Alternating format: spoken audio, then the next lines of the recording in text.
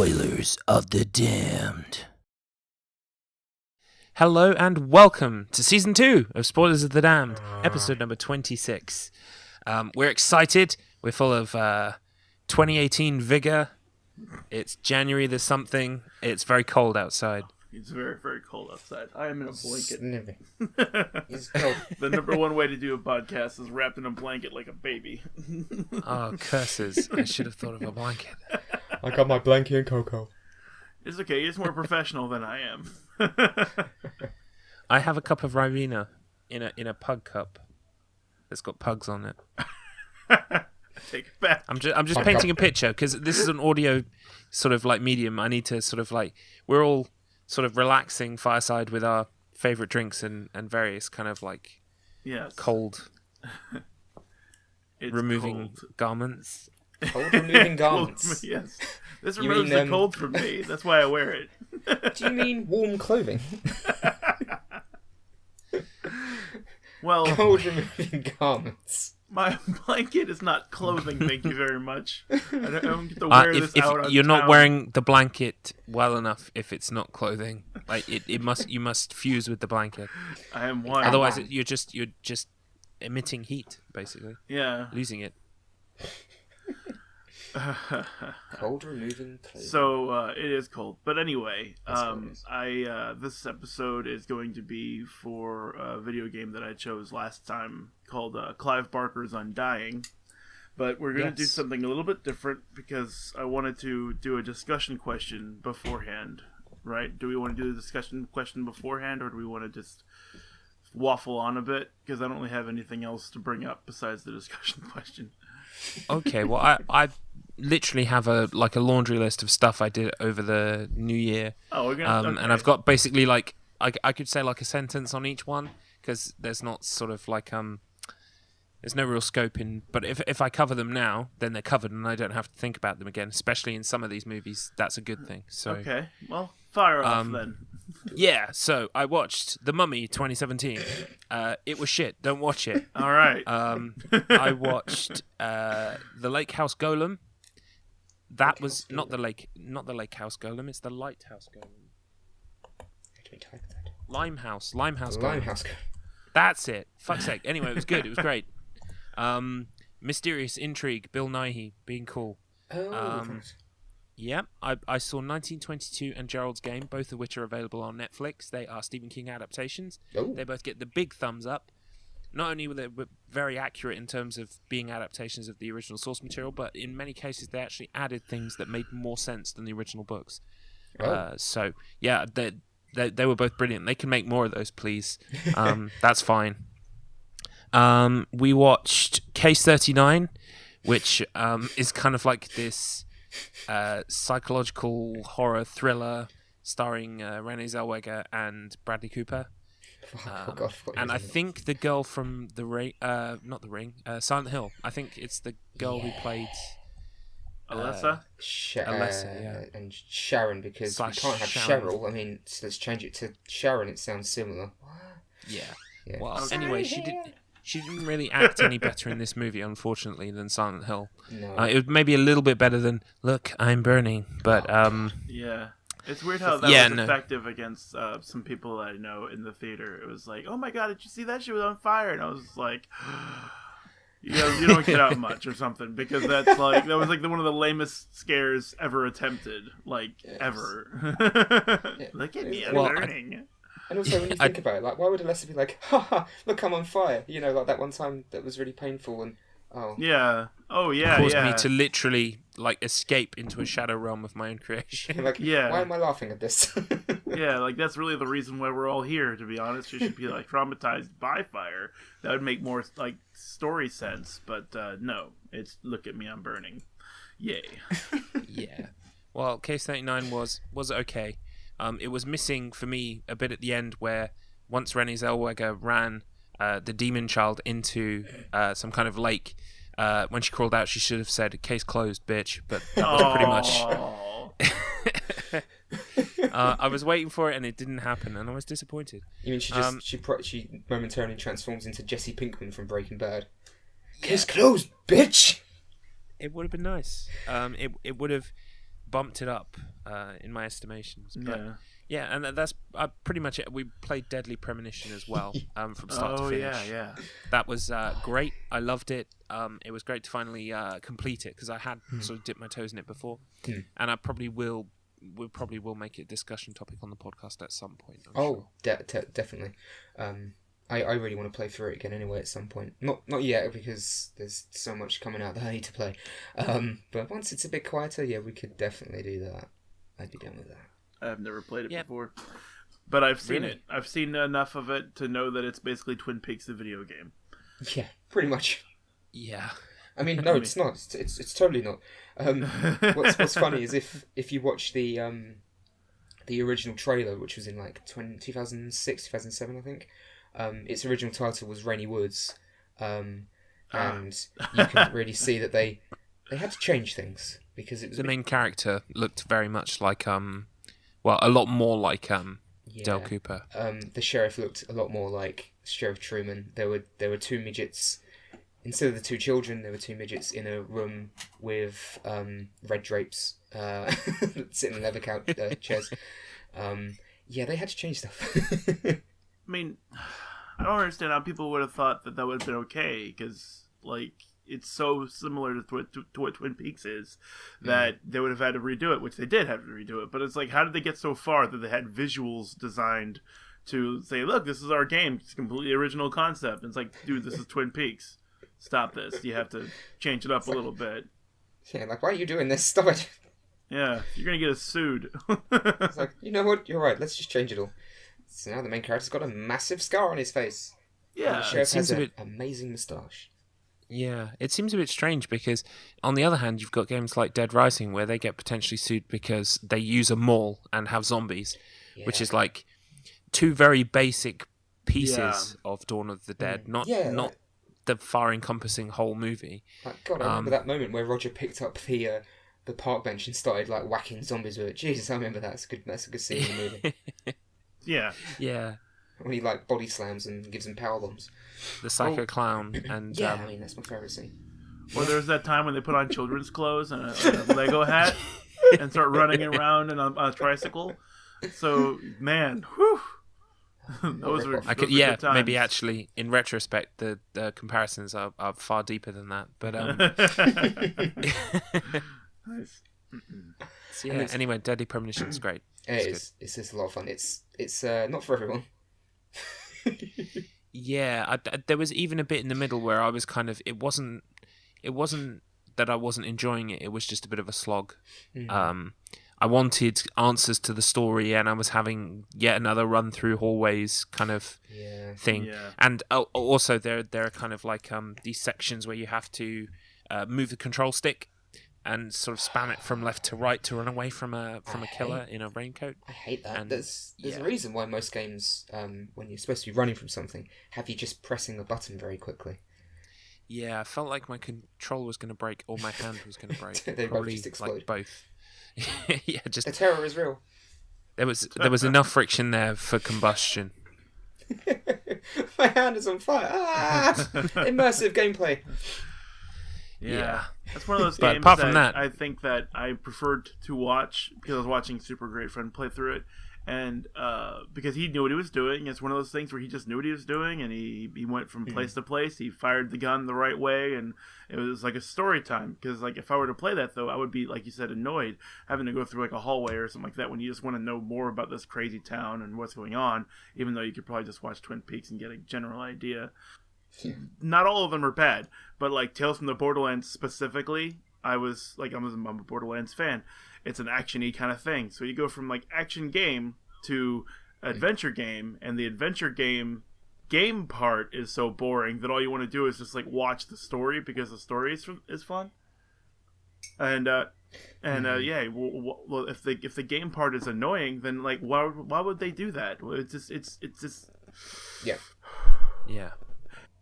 I mean, looking back, thinking back at Deadly Premonition, I really love it. It's like one of my favourite games from like the past 15 or so years, just because it's so unique. But I think it probably, if it came out a few years before, it probably would have just been like a point-and-click adventure game or something similar like that. but it came out unfortunately in an era where everything had to be an action horror game. Where the viewpoint was from over the shoulder.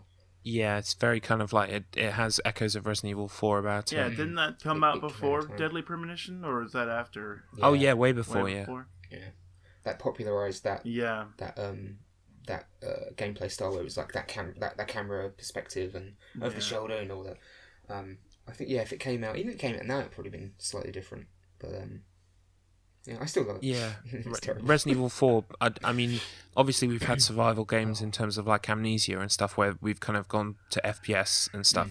But in terms of like survival horror on console, it feels like when Resident Evil 4 came out, that then became the blueprint for a lot of games that would have been tank controls previously. Yeah. So games like Evil Within, Resident Evil 5, 6, etc.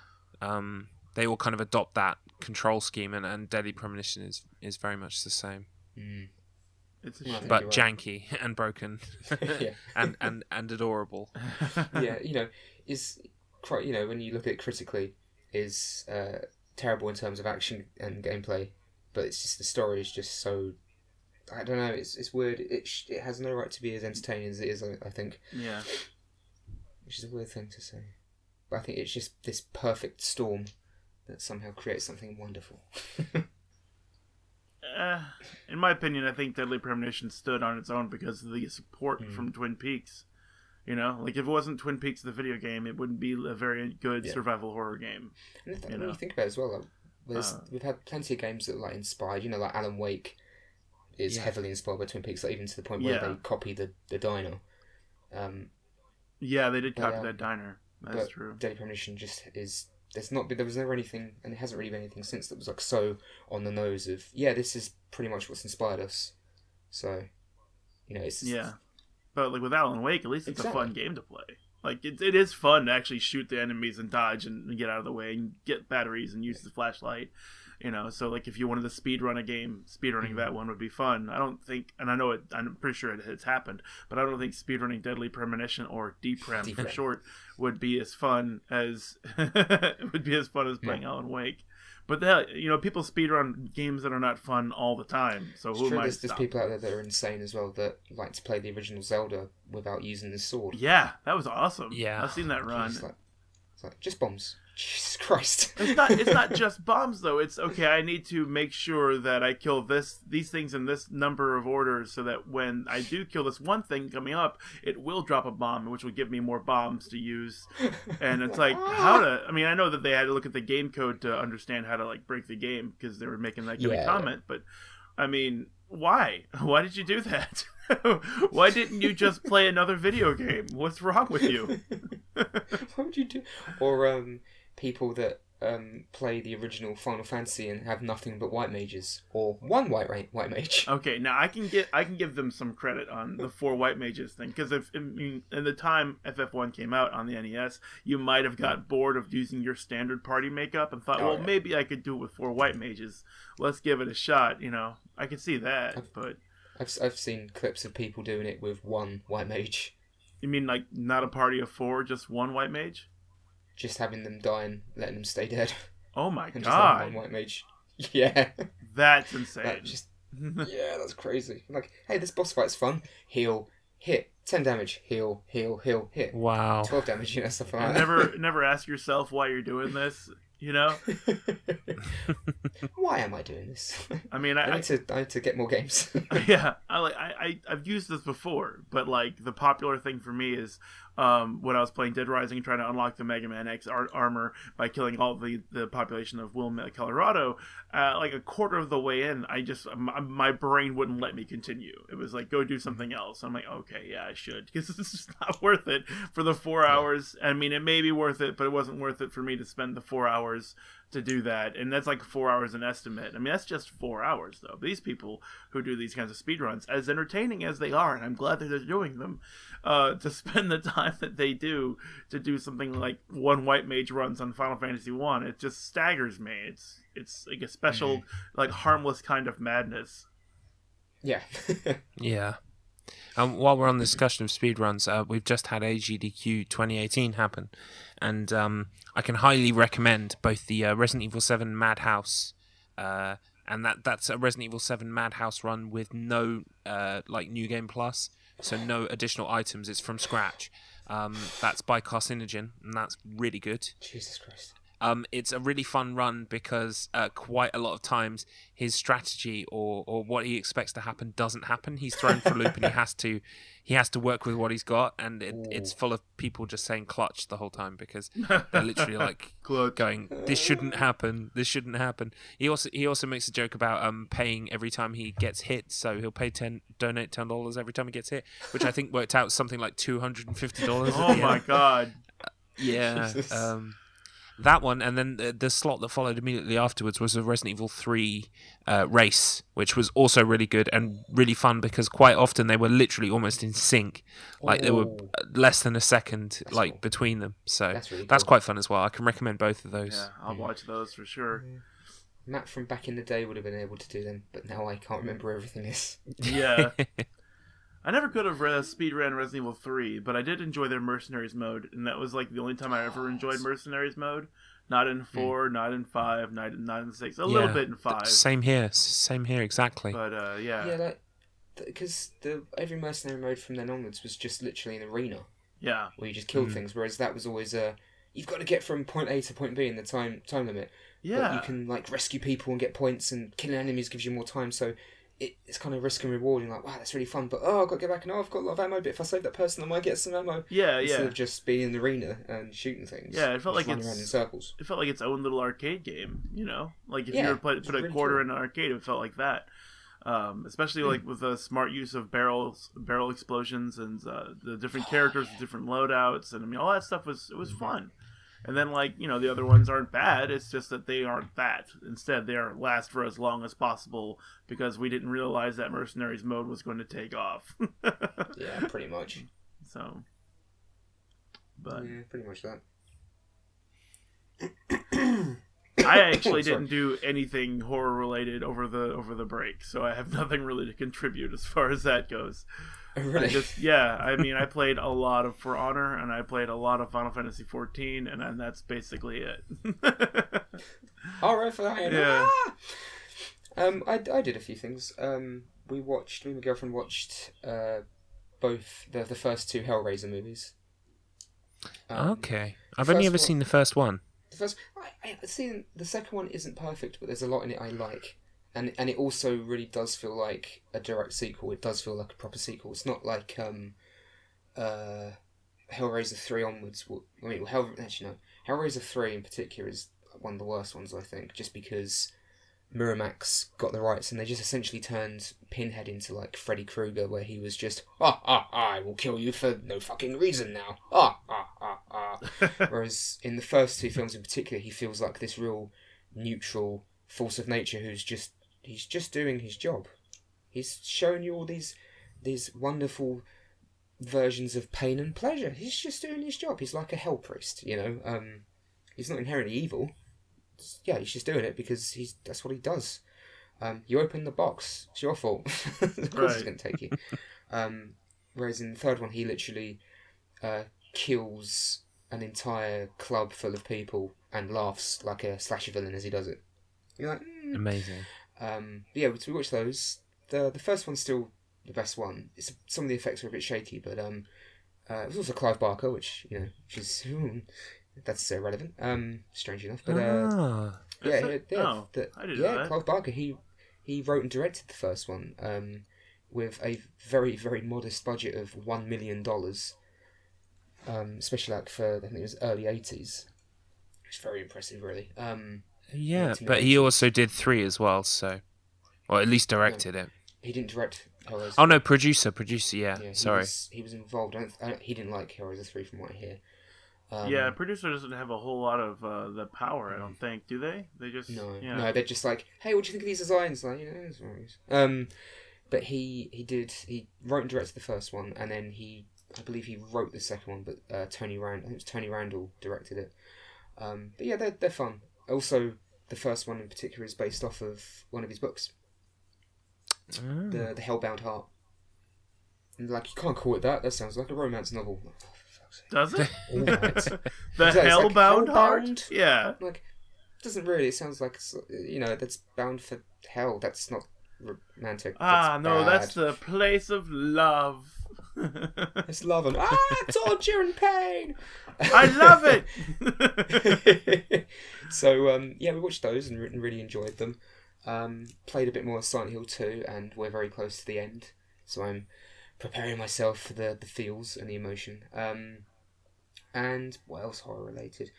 It's not really horror related, but what was it? Over New Year's Eve today, me and my friend Rob stayed up playing Castlevania 64 and Legend of Zelda 2 on the Nintendo, because I've never actually played it, but now I actually own a physical copy of it. And I'll just, the best way to put the two of them, and this is actually keeping in line with good old Clive Barker, Castlevania 64, pain. Yeah. Legend of Zelda 2, suffering. Oh. Because I would say suffering because there's still elements of it I like, but you still suffer horribly. But yeah, it drove me crazy. Yeah. I needed more alcohol. It was no good, so we just played GoldenEye and then Mario 64. Yeah. I have a special place for Zelda 2. I never beat it, but I just thought it was. Oh God, no. It's one of the only Zelda games that has. Well, no, let me rephrase that. To me, it's the Zelda game with the best music. It has got really good music. Like, the dungeon music is iconic. And when they added that to Smash Brothers for Smash Brothers Brawl or Melee, I was like, yes, Hyrule Castle with this. Oh my god, this is the best music. Yeah, that's right. Yeah, it's the music on that stage, isn't it? Yeah. Well, sometimes. I mean, there's like different songs for the stages in Smash Brothers, but yeah, that's like, definitely one of them. It's there's elements of it I like. It's just brutally hard. It is brutal. It is so brutal. That's why I like watching the speedruns for that, because I don't know, because like we were talking about how insane it is to do speedruns of certain things, but like Zelda 2 is one of those games that's so brutally hard that you can see someone snapping and be like, I will beat this motherfucker. And I'm gonna I'm gonna make it my bitch. I'm gonna beat it, and I'm gonna own everything about it, and I'm gonna be so fucking good at it I won't need the lantern to go through dark caves. I'm going to fucking do all that shit. I'm like, Jesus Christ. yeah. No joke. Oh Jesus. No joke. Watch the speedrun for it. Watch any speedrun for it. They don't use the lantern. They just waste time. And you can actually see like the enemies like moving from a pixel animation, like when they attach to the surface of a platform. So you can actually see where they are. The one thing you can't see are the bats, which is still a problem, because if you make a jump and a bat's going to hit you in the face, well, guess what? You're dead. Yeah. Yep. Right in the lava. So, but yeah, it's really impressive, because like one of the other things I like about Zelda 2 is that I don't want to say it's like Dark Souls, but there's sword fighting. You know, like you have your shield, and you actually do have to duck to block low and stand to block high and jump over things and attack from different directions and stuff. And it felt good for the Nintendo. You know, like way back when. I liked that because it really does feel like you're in like a proper sword fight. Yeah. Because you're really having to, you're both blocking and everything. It's just the enemies later on, like the things that throw the axes, but they throw them slightly too high for you to block them. And they keep running backwards. Yeah, well, you it's would. Like, I want to die. Yeah, it's like, and why am I playing this? I want to die. But yeah, that's all I got up to anyway. Oh, and I'm currently rewatching Twin Peaks: The Return with my girlfriend, because now she's all caught up. Oh. And she's quite addicted to it. So it'd be interesting to talk with her about the ending once you get there. We watched episode 8 today. Oh, it's so fucking good. Oh, I still love that episode so very much. I feel ashamed. Yes, I feel embarrassed a little bit because I'm still put off by Twin Peaks. Like, the first episode of the second season was just like way too weird, and I'm like, I don't wanna. I don't wanna, because it's like, oh, what's that mean? Okay, well, there's a point in the first season where you see Dale Cooper loading his gun, and he's got like 5 bullets in his revolver, which, you know, a person like that would probably always have a full like cylinder, but he didn't for some reason. And I thought maybe that was something that was important. It's not important, but I thought it might be. And I was thinking like on that level. And then when season 2 starts, and it's like this really tall, lanky dude is like really bad at his job, and like I don't want to say anything because I don't want to spoil anything. I just realized I might spoil some things if I keep going. But it's a very bizarre first episode, and the small things I was thinking about that were subtle and might mean something get blown out of the water by these like huge, grand, sweeping, bizarre scenes. And I'm like, I don't know where to begin. I don't know where to begin thinking about this show anymore. So forget about it. I'd rather not. You're just too focused on like something's going to come back with those bullets. I'm thinking about the bullets, like, but there's always other things going. Shut up, the bullets. Yeah, the bullets. They'll bring it around in season 3, I'm sure. Aha! See, he used a bullet at one point, and that was the beginning of everything. I knew it. That's the beautiful thing and the most annoying thing for me about watching Twin Peaks is that quite often David Lynch's kind of ethos is to say, look at all these things, and you're supposed to kind of like put them in your head and go, maybe these things mean things, and then he just turns around and goes, no, none of them mean anything. And we're going a different way now, and the ending happened an episode early, and now we're doing something else, and you're like sitting there going, what? Yeah. It's like they're just running you around on purpose. It's not like they're trying to tell you an interesting story in an interesting way anymore. It's just like, well, let's just keep their brains spinning. Well, yeah, and you know, as a film student, that's brilliant to me because obviously, you know, it's making a point about meaning and how the audience kind of strives to make meaning, but you could make meaning and it could be right, and I can make a completely different meaning and that could also be right, and all of that's good. But there's also the part of me that wants the answer, like you say, like what the fuck happened to the bullets or whatever. Yeah, you know? Where did that one bullet go? Because he never fires a shot in the first season. So I'm like, oh, maybe off camera he murdered somebody. You know, something small that could mean a whole lot, and it just doesn't pay off ever. And like I'm okay with that kind of bizarre. I'm okay with like it's not really bizarre with that like little subtle thing. Like, well, you don't know what happened, but maybe it happened, and you are investigating a murder, so maybe Dale Cooper did it in the end. Who knows? But no, I mean, it was him all along. Oh shit! Well, whatever. Anyway, no, it's not. Okay. Like I didn't mean to call it out. I didn't see it. I don't know. It's not that. Don't worry. Okay. But like, if that was the case, then they wouldn't have waited 24 years for the third season to tell us that from the first season with the one missing bullet. That's what I'm trying to say. Anyway, could you imagine? If just in passing as well, while we're talking about Twin Peaks, and you mentioned the giant, just want to say he's in Gerald's game, and he is fucking nightmare fuel, like amazingly terrifying. Carol Stream. The giant. The fireman. He's in Gerald's game. He plays the Moonlight Man, and he's creepy. I'm still closing my eyes and seeing him at the moment, so it's yikes, interesting. Yeah. Oh, now I want to watch this. It's on Netflix, you say? It's a good film. It's it's not your typical kind of like horror movie. It's more under the skin. It's about other things. But, it's really good, and I like the way they produced it for a book that 90% of that book takes place inside the character's mind. They filmed it really well. Oh, I've just seen a picture. Oh, that's that. Oh, if you Google the Moonlight Man or Gerald's game, Carol Stricken, you'll probably get some of the interesting images. Yeah, he can go away. Go away. He has glowing eyes. Get off my computer screen, you're creeping me. Get off, creepy. Be gone. Okay, I might give this a watch. I like creepy, I like psychological. Yeah.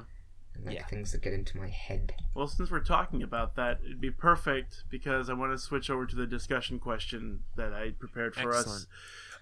Do it. As subtle and as simple as it is, I think it's really an important important thing to talk about as far as our podcast and as far as horror stuff goes, because I was mentioning it to a friend and we came up with some weird theory, right? But the discussion question is, what makes an effective horror story, right? And to further flesh out the point, an effective horror story. I'm going to define as how do I define it? Because what I'm trying to say is it's not a thriller. Like if you were watching Anthony Hopkins in Silence of the Lambs, it's not really a horror. I mean, it's a horror story, but I still count Silence of the Lambs as a thriller because it's sort of it's about somebody else. You know, it's not really about Clarice Starling and her horrific encounter with Hannibal Lecter, because Hannibal Lecter is sort of like a side story in those kinds of movies. Do you agree that would be like more of a thriller, or do you think it's more of a horror story? Yeah, I think it's more of a thriller. Yeah, it's more of a thriller, definitely. Yeah, but you also agree that being a thriller, as far as a thriller as a story by its definition, it's like really ambiguous. It's kind of hard to describe because both thrillers and horror movies often have the same elements. You know, violence, blood, murder, and those kinds of things. I think you can have a horror film that is also a thriller. Okay, yeah. There's a line. It's a fine line. It's a very fine line. But what I'd come up with is that an effective, I'm not saying good or bad, but an effective horror story should have the main character die. And then I started thinking about horror movies that I've watched where the main character didn't in some way die. And I come up with a very small number. And like the only one I can really think of is like The Shining. But then the main character is Jack. I suppose I can say that he could be argued he's the main character because we see a lot of the film through his eyes and we're with him the entire time during his descent into madness. Yeah. So, and like, because I was making a reference to something my stepdaughter, it's a complicated relationship, but she's basically my stepdaughter. She likes to write short horror novels, or not novels, stories. And she wrote one where it was basically the experience of coming home to your family and your wife is demonically possessed and all the gory details that ensue from there when she murders you. And I was like, ugh, you know, because the overwhelming force, a familiar entity being switched to a violent entity, like all the elements of that was horrifying. But if the guy had like survived, or like, for example, found out the reason why it happened and then undid it, then that would be like two different ways that story could have gone, but really only one way would have been like a horror story, like a story you would tell around a campfire or something like that, you know, where it's like, ooh, nah, I can't believe that happened, or like The Cask of Amontillado from Edgar Allan Poe, where the dude gets, you know, bricked up behind a wall to suffer and die by himself. It's like, that's horrifying because our main character, who we're, you know, reading along with, is murdering somebody. And then that person dies. And like death seems to be like this common theme in horror stories, effective horror stories. And it's really hard to find something like a horror story where that shit doesn't happen.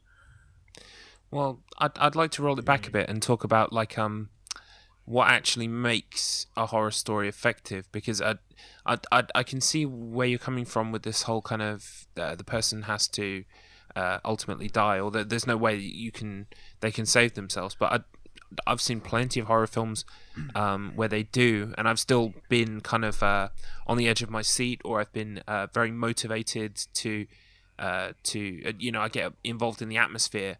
One film actually that I can think of off the top of my head that is pretty much a horror film, but it toes that really fine line between horror and thriller, is a film called Get Out, which I think I've mentioned on the podcast before. Yeah. Still need to watch that shit.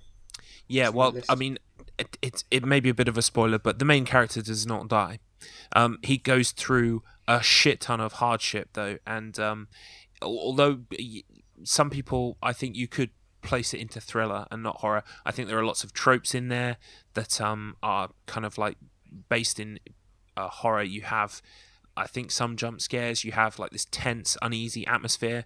A lot of what you were just saying about having, you know, coming home to a familial setting, and things that should be comforting and normal are suddenly kind of made supernatural or you know, terrifying. I think these are things that make up effective horror stories. I'm not sure. I'm not sure how I feel about the whole the main character's got to die. Yeah, it's a tough thing to accept because I didn't really want to, and I'm not saying it's 100% true. There's definitely examples. For example, 1408, Room 1408. John Cusack does not die at the end, but that's also not the original intended ending of the movie. where like there are different endings for that movie where John Cusack's character does in fact die. He gets for sure. That's the one that I ended up seeing. Yeah. Oh yeah. So for you, that's how it ended. For me though, you know, he survived by setting the room on fire, and then they got him out of there, and he had no burns on him or anything whatsoever. So, but it's a much more effective thing. Like, well, man, he died in that room with the ghosts. Or for me, like the number one time that I noticed this, so I never really formed a theory around it until just recently. It was The Grudge and Grudge 2. And Grudge 3, where, like, spoilers, I guess you could already put 2 and 2 together, nobody lives. It's awful. But it's like, because it's so awful, it struck me so hard. Like, I couldn't sleep with the lights off for, like, a week after the first time I watched The Grudge. Because it was just... Well, there's that horrible moment where it crawls under the fucking bed covers. Yeah. That's the bit that always creeped me out. Yeah, it's like you're not even safe in your own bed. And that lady in that scene had no reason to suspect that would even happen. You know, like she had some minimal contact with her brother who was in Japan or whatever, and then the Grudge moved from there to her phone somehow, and then that got into her apartment, which is stupid, but at the same time, it was so well like represented that, oh my god, you can't run from this bitch. She will get you and drag you into oblivion. Just kidding.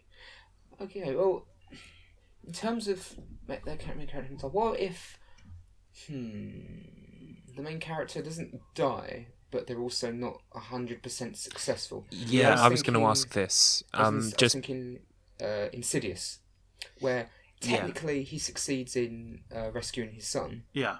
But he also fails because he's then trapped there and is replaced. His body is then possessed by the creature the apparition that was always following him. Yeah. The demon that was always after him. Yeah. So, it's that kind of a 50-50, like it's kind of almost bittersweet.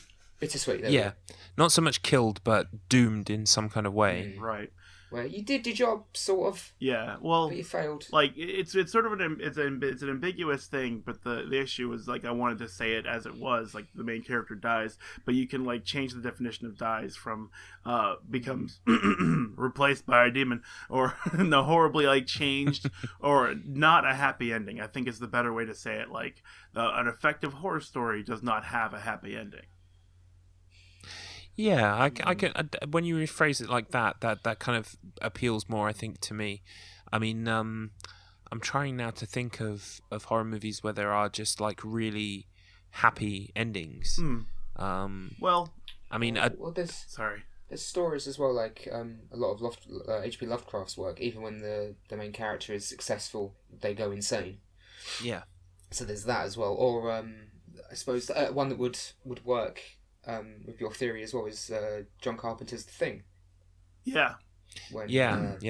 You know, they stop it, potentially, but... yeah, or maybe they ain't going to be awake for much longer. Yeah. Yeah. Because, like, with using Silence of the Lambs, which is an old movie, and I'm sorry if I'm spoiling it for anybody, but Silence of the Lambs, it basically had a happy ending, you know, like in comparison to what was going on, because Clarice Starling lives and is not really changed by her predicament. She continues being an FBI agent and saving people and stuff like that. Anthony Hopkins, that's not his real name, Hannibal Lecter, the character's name. If I refer to Clarice Starling and not whatever her actress name is, I should probably do the same thing for all the characters. Hannibal Lecter, he's not still in jail in that one. No, he gets out in Hannibal, but I mean, he doesn't get freed or anything. He doesn't do anything worse. He's just there. He's still giving advice. You know, nothing really changes. It's just that Buffalo Bill gets killed, I think. I don't really remember anymore, but he's the bad guy, so it's okay. The bad guy got killed, so end of the story. You know, and I was even thinking, like the movie Cabin in the Woods. That one, have we all seen that one? Yes. Yeah, I have. We both have seen it. Okay, I'm still reluctant to reveal the ending on here because I think I'd like to go over that for the podcast someday. But you know how it ends, where it doesn't end like the bad guy doesn't die. You know, so it's like it's like everything is horribly changed at the end of that movie. So that one, that one's not a happy ending at all. Even though it had such an innocent premise, and it was just kind of a fun movie for like most of it. It ends on like a horrible down twist that makes it, to me, more of an effective horror movie or horror story than it set out to be. Because it was supposed to be just for fun. For example, another good example would be Dale and Tucker versus Evil. A lot of murder and death. But in the end, like Dale or Tucker, the fat one, I can't remember which one he is. He gets the girl, and they're going bowling. Yay! It's a happy ending. So it's weird how that's a completely ineffectual horror story with all the elements of a horror story. You know what? I wonder if that then is why you have films. And forgive me because I've never actually seen it, but you have films, I think like the first Jason one, whatever that was called. Friday the 13th. Where they kind of have, they have the ending and it kind of looks like it's going to be happy. Like Carrie, it's over and then the hand comes from behind the thing or, comes out of the grave and it's like, weird twist and then credits because they can't kind of, even if it's a fake out, they have to kind of show that the characters are not the same, or that they've gone through some kind of change based on their experiences. It's like a Nightmare on Elm Street has that as well, where she realizes she's still dreaming, and the hand comes through and grabs the mum. But I think the problem with that ending now is it's been abused by Hollywood to allow them to make a film and then go, oh, but maybe it's not over. So if this makes money, we can make more. Yeah. Absolutely. And unfortunately, in horror films in particular, a lot of successful ones fall into that trap of never having the balls to really kill the main character off. Yeah. Or you've got like the Saw movies when the main villain's killed off, they go, but there's loads more of them. Like, please don't do that. But another great example. Don't care. Another great example is Night of the Living Dead, where the main character gets killed. And it's like, even though it was sort of like everything's all right at the end, but it wasn't all right for your main character, and that's kind of sad. Sucker punch as well. Yeah, real sucker punch. It feels like getting punched. You feel like you've been punched right in the stomach after that. Yeah. Or how about? The following two have more upbeat, cautiously optimistic endings. Like when Dawn of the Dead ends, obviously, they get in the helicopter because Peter decides he doesn't want to kill himself, and Fran says, we haven't got a lot of fuel, and he just says, oh well, let's just get to it. And they fly away into a really unknown future. So they got away from them all, but you don't know how far they make it. Yeah. Or even with Day of the Dead, they make it to like an island, but it's kind of happy because they got away, but at the same time, because of the rest of the movie, you have this strong sense that they're the last human beings alive. Right, exactly. So it's like it's still like a relatively effective horror story because you're like, oh man, it got bad everywhere, not just where they were at. It's not like Shaun of the Dead, where Shaun of the Dead they had like government forces like sweeping up the problem near the end, and it's like, oh okay, it's fine now, and his best friend's a zombie. That's cool. I will say it's really interesting. Oh, sorry. It's just really interesting that you picked Dawn of the Dead as an example because obviously that has been remade. And the remake, instead of having an ending, because they could go off on the boat very much like the original where they go off in the helicopter and there's kind of an optimistic sting.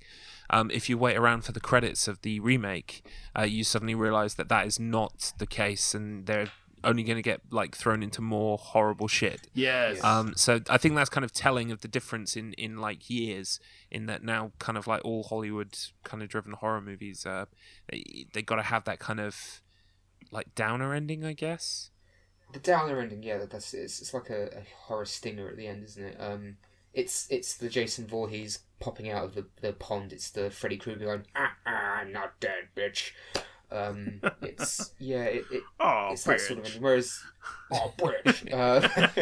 whereas obviously with it seems to be more in slasher films. They do the thing of they're not really dead, twist, or they just actually in the case of Friday the 13th, not Friday the 13th, actually yeah, that as well, but in the case of Nightmare on Elm Street, he just keeps coming back anyway in more ludicrous and silly ways. Yeah. Why am I watching these?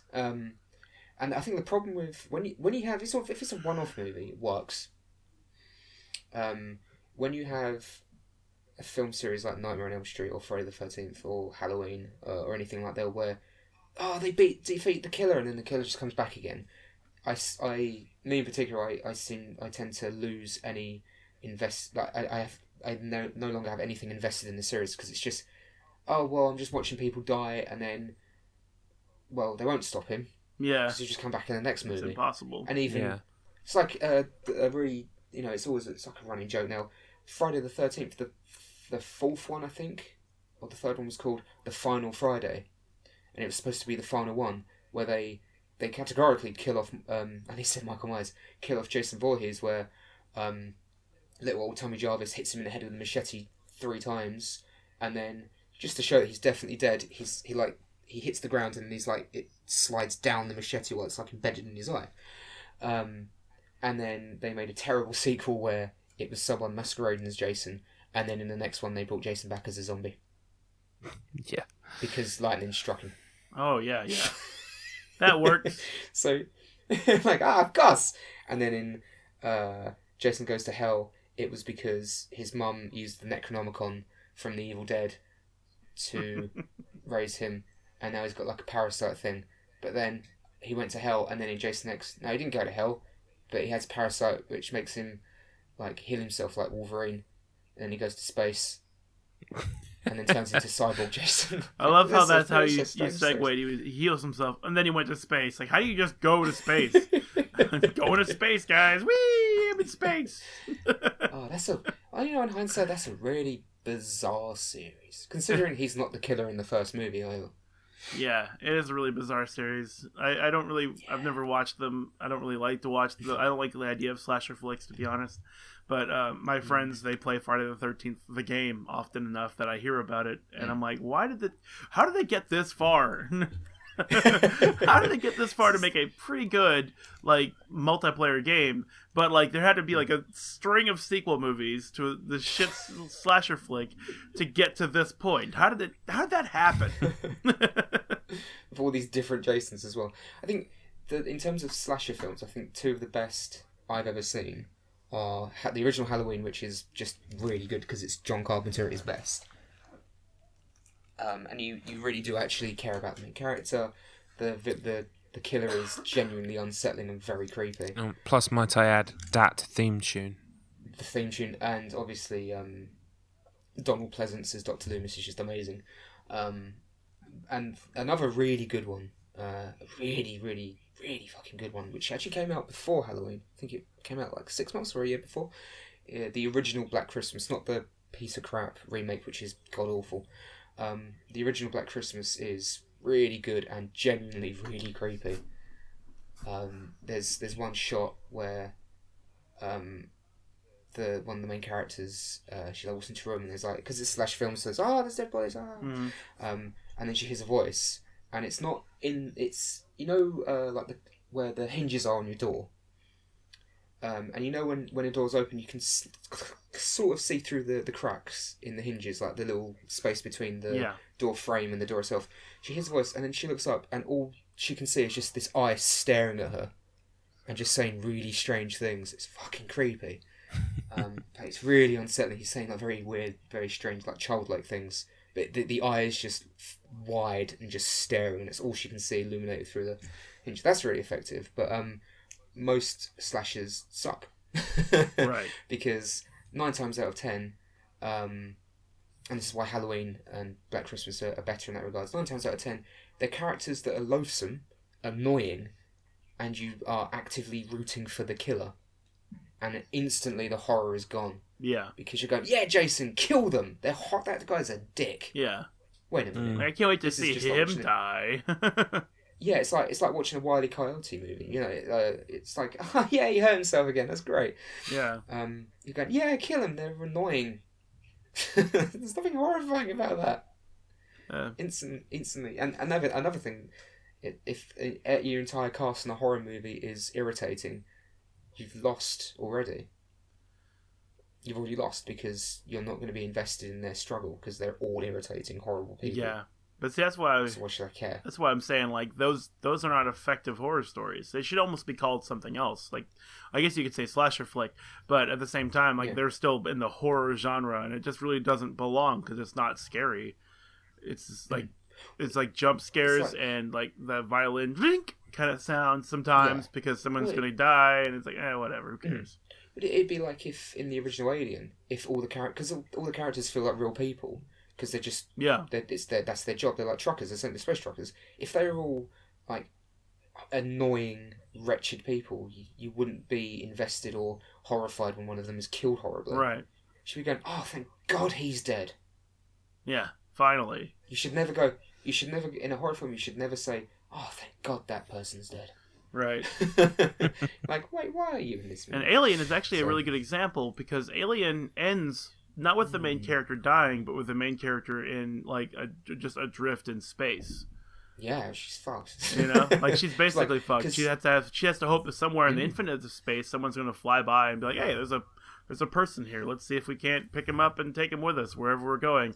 They could be bad people. They could be good people. Who knows? It's like a completely uncertain future, which is almost like a character death. You know, but I mean that's why it's sort of like an effective horror story as well as a. I don't know. I guess Alien would be a horror movie, wouldn't it?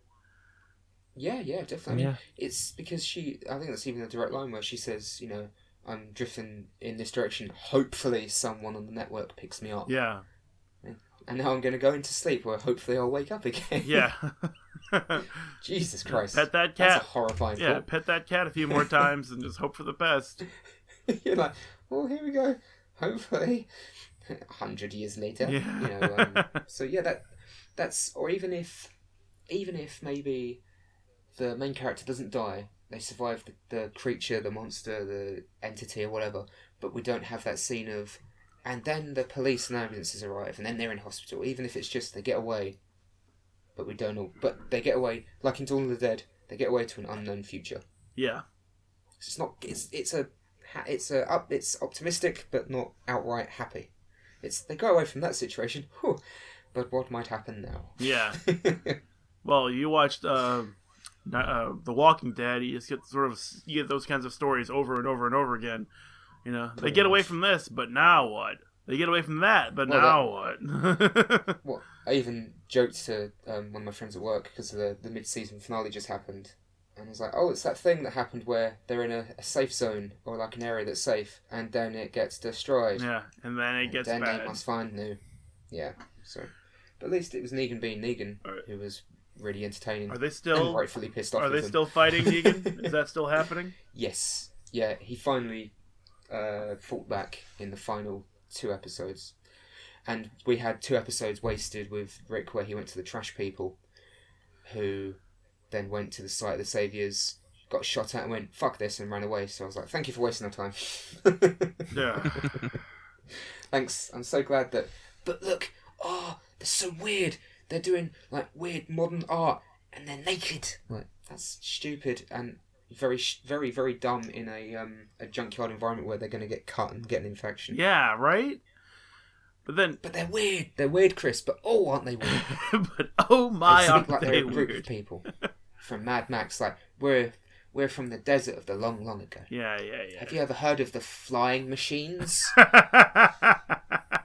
I'm waiting for them to see one of the helicopters that they keep showing. Yeah. And they're like, dragon! It's a dragon!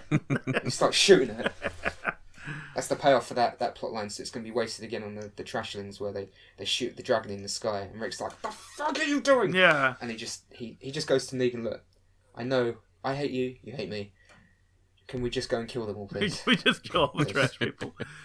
Can we just set fire to them, and then we can go back to shooting each other? Yeah. Deal and be like, that's fine. I just don't want to die before these people. I want to die after these people. If that's where it goes, I'm just saying, I want to die after these people. I want to see them wiped out. At least on my tombstone it will say, Rick lasted longer than the trash people. Yeah, exactly. Future generations are like, what the fuck does that mean? So, like, well, basically. Oh man, really off topic. Yeah, but, yeah. Well, getting back to the topic, I was just going to say, for me, I mean, I think your point has a lot of kind of evidence behind it for being a good reason as to what makes an effective horror. I think for me, the thing that I feel is kind of most important in being an effective horror is it has to touch on a real or human kind of fear. Yeah. So, because but some of the best horror films I've seen don't have an ounce of blood in them. Right. They are to do with kind of because you can have your ghosts, you can have your supernatural stuff, you can also have kind of like a scientific horror, like sci-fi horror. Basically, they all boil down to kind of like humans are scared that I guess base is we might die. Worse is there are things beyond our universe that we can't even comprehend. Yeah, lack of comprehension really helps. You're just like, what yeah. the fuck? So I feel it really has to touch on some kind of base human fear. Otherwise, you're watching detached people kind of run around and not really caring that much. Yeah. Friday the 13th. Yeah. I mean, case in point, Gerald's game. I'll use this example. I try not to spoil it. I do recommend watching it. But basically, there's this. Long story short, the basic kind of setup is that there is a couple that are kind of they have a stagnant kind of sex life. They're in their like 40s, 50s, and they go out to this holiday home and they have a kind of like a sex game to spice things up, and she becomes handcuffed to the bed and then he has a heart attack and dies. And so basically the whole book is about how she manages to get out of that bed, including all of the kind of inner turmoil and shit from her past she has to deal with, as well as struggling with survival in that moment. But there's this character that she starts to she believes she hallucinates, who comes at nighttime and stands in the room at the bottom of the bed. That and just so makes me very uncomfortable. yeah, and the most uncomfortable part of that movie last night was when you could see him in the darkness, not even like you could see that he was there, that someone was there, but you couldn't make him out. And that just goes down to the base human fear of shit in the dark you can't see. Yeah, that's terrifying. Yeah. And so sometimes you can even play to just those base fears and it'll be effective. But other times you can put on layers and layers of other things as well. Because that fear as well is the reason why it's creepy. It isn't just because there's something there; it's because it's not doing anything. Exactly. It's like, why are you just standing there? It's like if in a lesser film there would be something, like a really terrible horror movie that I absolutely detest is Boogeyman, which is really bad and could have been such a better movie if it was all in the character's head, because it'd actually make more sense. But in that, it's like, oh, there's something creepy, and that's not creepy. The fact that something is standing in the corner of your room and watching you, and it's almost like it's creepy because it means it has sentient thought and it's patient, but you don't know why it's patient. You don't know what it's thinking, and that's just creepy, having something there for no reason, and then it just leaving. Yeah, well, I think we talked about this before. I think we mentioned it in the last cast actually. That there is. When you have a kind of like a science fiction horror with aliens, you kind of, although it's terrifying, they have a base instinct which is to feed and to, reproduce. So, although there are all kinds of like intrinsic fears in what it means to us, say in the Aliens saga, what that means to us, we were talking about the Predator and the fact that he kind of hunts for sport, and it's more kind of like a thinking animal that's on our level. I think you're right there. It kind of touches on all of those kind of fears of being equally matched, Yeah. It's almost like it walking up and saying, "Hey, it's nothing personal." Yeah. Oh crap! No, thanks. Hey, nothing personal, but I'm just gonna have to kill you and rip your skin off and then take your skull. But hey, this should be on my wall as a trophy. Yeah, that's your future. hey, look forward to that. There's some cool shit in my shit. Yeah. Oh, but you won't see it because you'll be dead. Yeah. But I promise it'll be so cool next to the other hundreds of skulls I've already taken. Great. Yeah. Actually, no, I don't like yours. There's a blast hole in it. Get fucked. Oh, man. But yeah, so that's basically it. I don't really have like a pointed statement to make beyond that, but it was an interesting thought exercise to me to think about horror movies and like what makes them effective, and not just like, oh, here is like, I don't know, another movie. It looks like a horror movie. Let's watch it.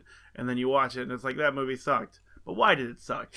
Why did it suck? You know, Yeah. did it not follow like certain things? But it also isn't very much fun to think of like the laws of movies, because once you start like coming down to the law of how to tell a story in a movie, you can expect certain things, and you've like, for example, if you now expect an effective horror movie to be one where the main character dies all the time, and the main character does not die, and it's like, oh, well, that's not a good horror movie. That's a shit way to watch movies. But like in most of the good horror movies I've seen, and most of them, I mean like 98% of them, it's like the main character is either horribly changed or died. Like for example, The Mist, the ending of The Mist. That was an awesome ending. He didn't die, but oh my god, I bet he wish he did. Yeah, he doesn't die then, but he probably will later. Yeah, he's doomed. He is fucking doomed.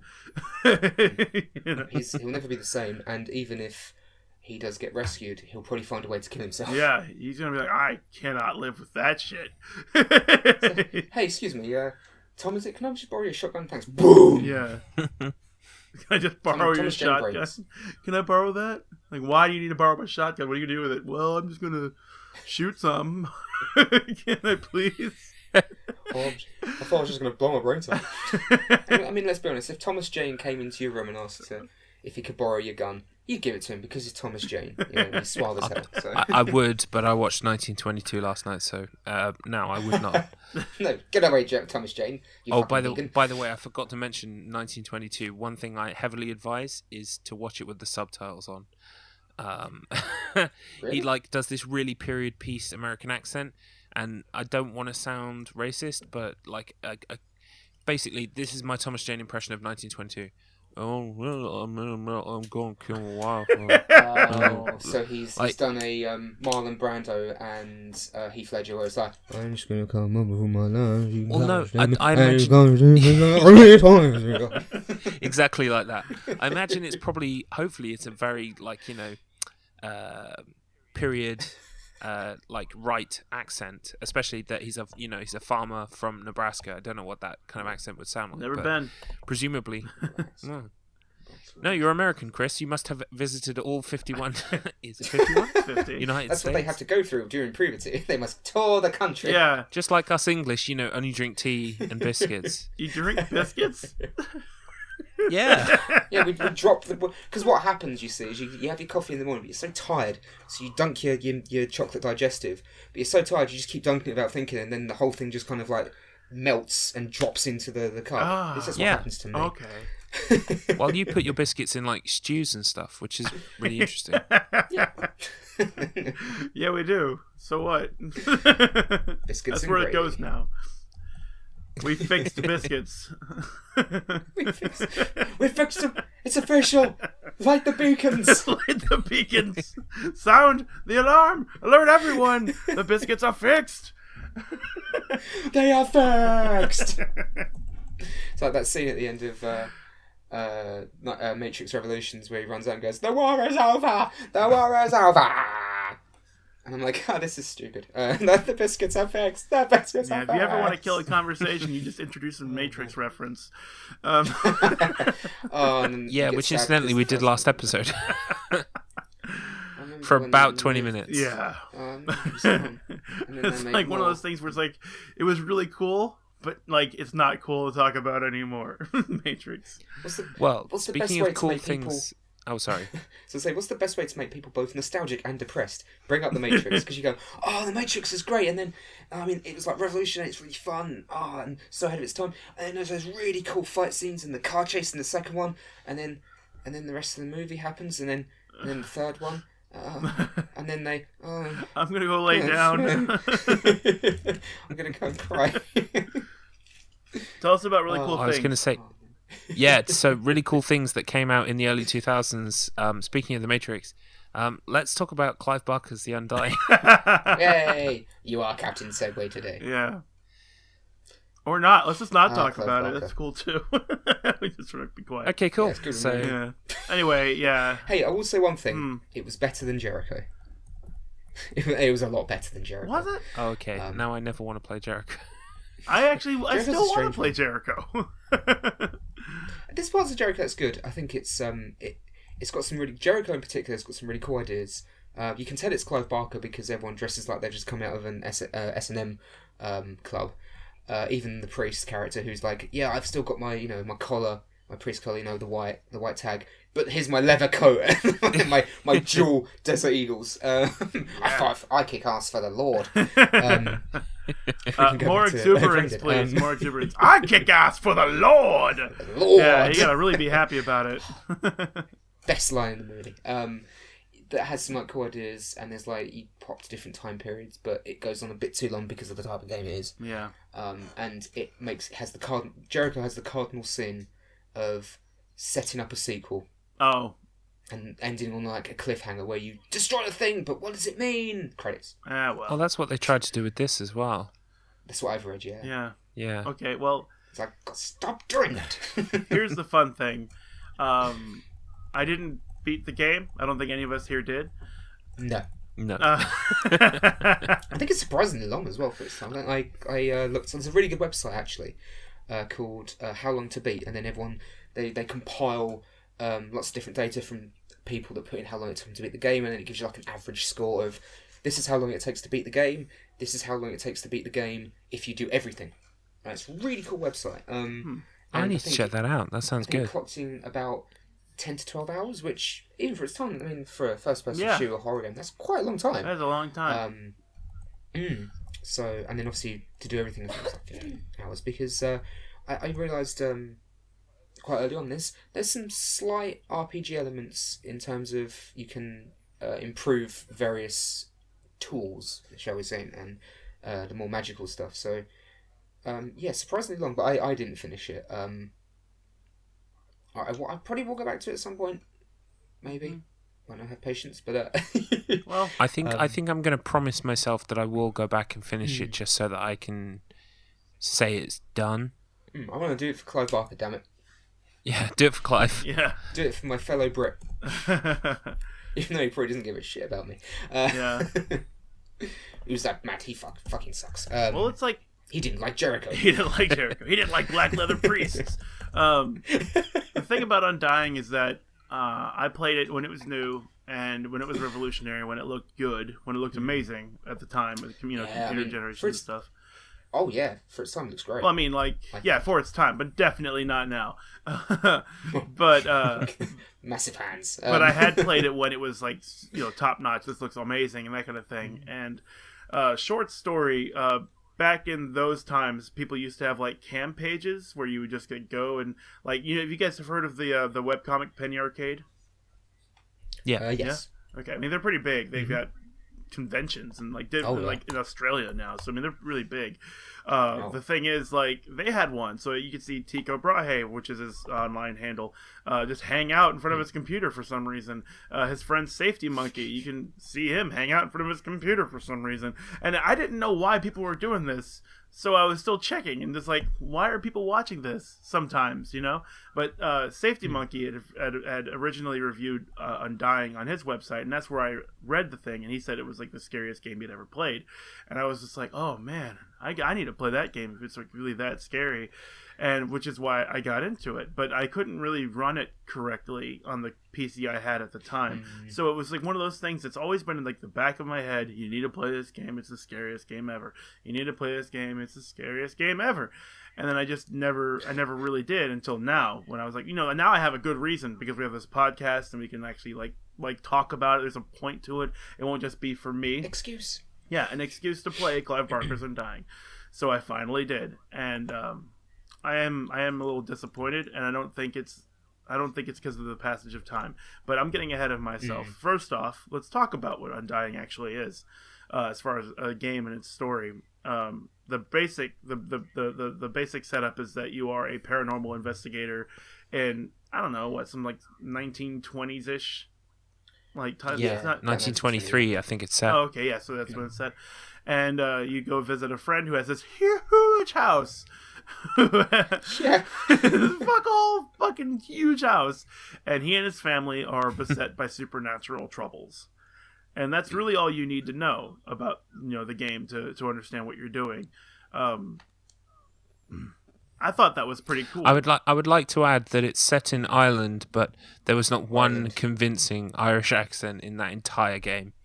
And considering the main character is supposed to be Irish. Yeah, and honestly, since Clive Barker is supposed to be English, right? He's an English person? Well, yeah. Yeah. So I'm not saying that he needs to know everything about Ireland, but he's closer to Ireland than I am. That's what I'm saying. And I don't know. I figure if he had anything to do with it, he might be like, that's not what an Irish person sounds like. I think maybe it was just a different time in terms of voice acting. Okay. That it was a lot more accepted to have kind of shit accent, but like they are so funny and bad in this game. My favorite thing in this game to do was to just rub against locked doors, going jammed. Door won't budge. It was borderline Dick Van Dyke of "Hello, Mary Poppins." Yeah, there was one line where he says, "I've been abroad," and abroad. It's like a gloriously bad accent, but fair props to the guy. He manages it the whole way through the game, even up to like that. Because I did not finish the game, but I watched all of the kind of the cutscenes and everything else, and all the way up until the ending, kind of like epilogue, where he's giving another kind of like, I guess monologue to the game player. He's still got that bad accent. It's consistent. It's consistently bad. So I'm going to stick to this. I don't care how bad it is. Yeah. Right there, hello. Got a terrible West Country accent. So I've made it this far. I've committed. So it's hello there, Patrick. Would you like to see me combine harvester? I'm probably going to sound like horrifically racist, but it's the equivalent of I guess green face because it's Irish. Shamrock face. Yeah. Shamrock face. Yeah. Potato face. Okay, yeah, I don't feel bad about green face anymore. Goddamn green skins. Potato face. There we go. This is the potato family. I'm gonna let you peter out with topical. That hilarious moment in history. And all those people. Oh. Yeah.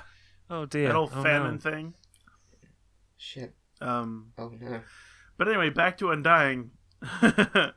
Yes. I was initially like when I was playing it before, and I noticed I couldn't get it to run very well on my computer, and that's true. But that's also the excuse I gave myself to not play it anymore. Because it did legitimately scare me. It was like when you go to the front door of the house, and it's like, say, oh shit, scry spell. Oh, there's a corpse that's hanging from the lamppost. Okay, gather your courage. Go to the door, And like you have the servants there, and it's okay. It's not lively, but there's people alive here, so it's not so bad. And then you meet Jeremiah Covenant, who is like your old war buddy, who saved you from a shaman while you were fighting these like scimitar wielding demons. Like it's weird because at the beginning of the game he talks about like I've seen all sorts of things, but I didn't really believe it until I started really investigating, and now maybe there might be something beyond the veil. Just paraphrasing. But it's like you were killing demons in war. Like your job was to prevent the farm boys from being spooked by paranormal phenomena while fighting legitimate paranormal phenomena. Well, there was an evil witch doctor man going, and lightning shoots out of his hands or something. Yeah. And he's like, I didn't believe in it until I woke up and I had a gemstone that glows and I can use to push people away. Yeah. So I don't have to form close relationships with anyone. Keener insisted on all times at calling this a bath bomb. And it just kind of like all of the nasty demons in this game they don't want a bath.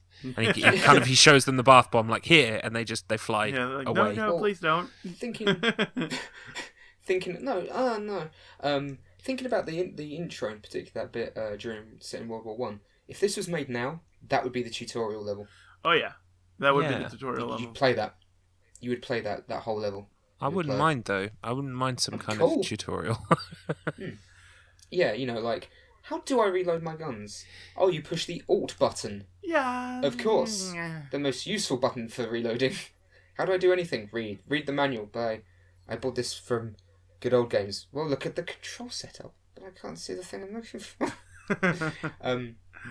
That has reminded me of just how much we're assisted nowadays with games in terms of this is how you play. Now play. Yeah. Oh, I definitely feel that I'm spoiled, and this game brought it home to me. Oh, definitely. Oh no, yeah, definitely. It was one of those things like, well, how do I do that? Oh well, and I'm pretty sure there's one bit where the game's like, oh, you picked up a medikit, you're hurt, heal yourself, cool. So I do E. Oh, E gets a inventory up, cool. Oh, health pack.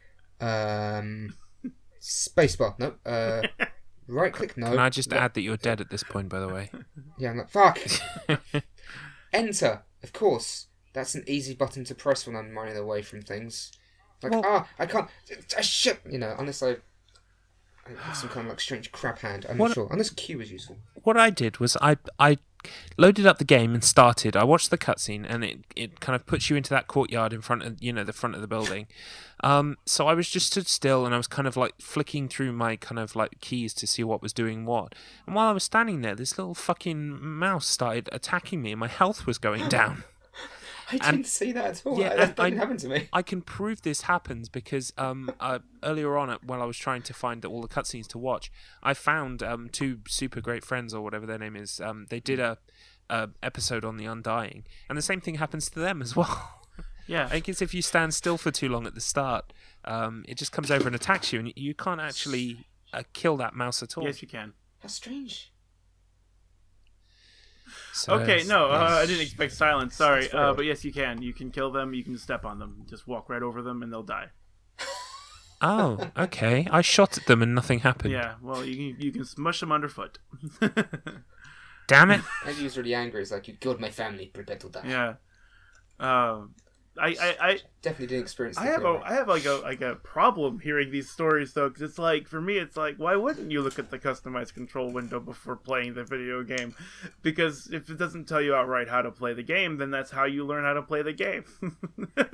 It's like, well, I did look at the controls because I went in there hoping that somehow they'd patch some kind of controller support in there, because I wanted to play it with controller, because I'm not actually used to playing stuff on a keyboard, and I can, but I don't prefer it. So I went in there. I even looked into options of reproducing keyboard presses with a controller through some kind of third party software, and in the end I gave up and said no, I'll try it with the controls. Yeah. So I did take a kind of cursory glance at them, but no, I didn't commit them to memory. I mean, I can understand where you're coming from with that, just because like I said in the Facebook chat earlier, where I refused to use a mouse to aim when the technology was going that direction. So like with Doom, I never needed that because you just look straight ahead. You never look up or down. With Duke Nukem 3D, I died a lot because I didn't want to look up or down. Quake 1 came out, I died a lot because I didn't want to look up or down. I was just like, I want to look up or down. I don't want to use the mouse to do it because that's a separate peripheral. Why would I be able to do that with one hand and then another hand on the keyboard? That's insane, right? And then Quake 2 came out, and I think I'd finally figured out, okay, I'm just going to have to do this because it's either that or never play video games again.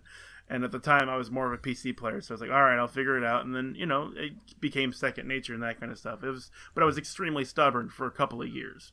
So, I mean, I get it. You didn't want to use the keyboard and mouse. You would rather use the gamepad because that's what you were used to using.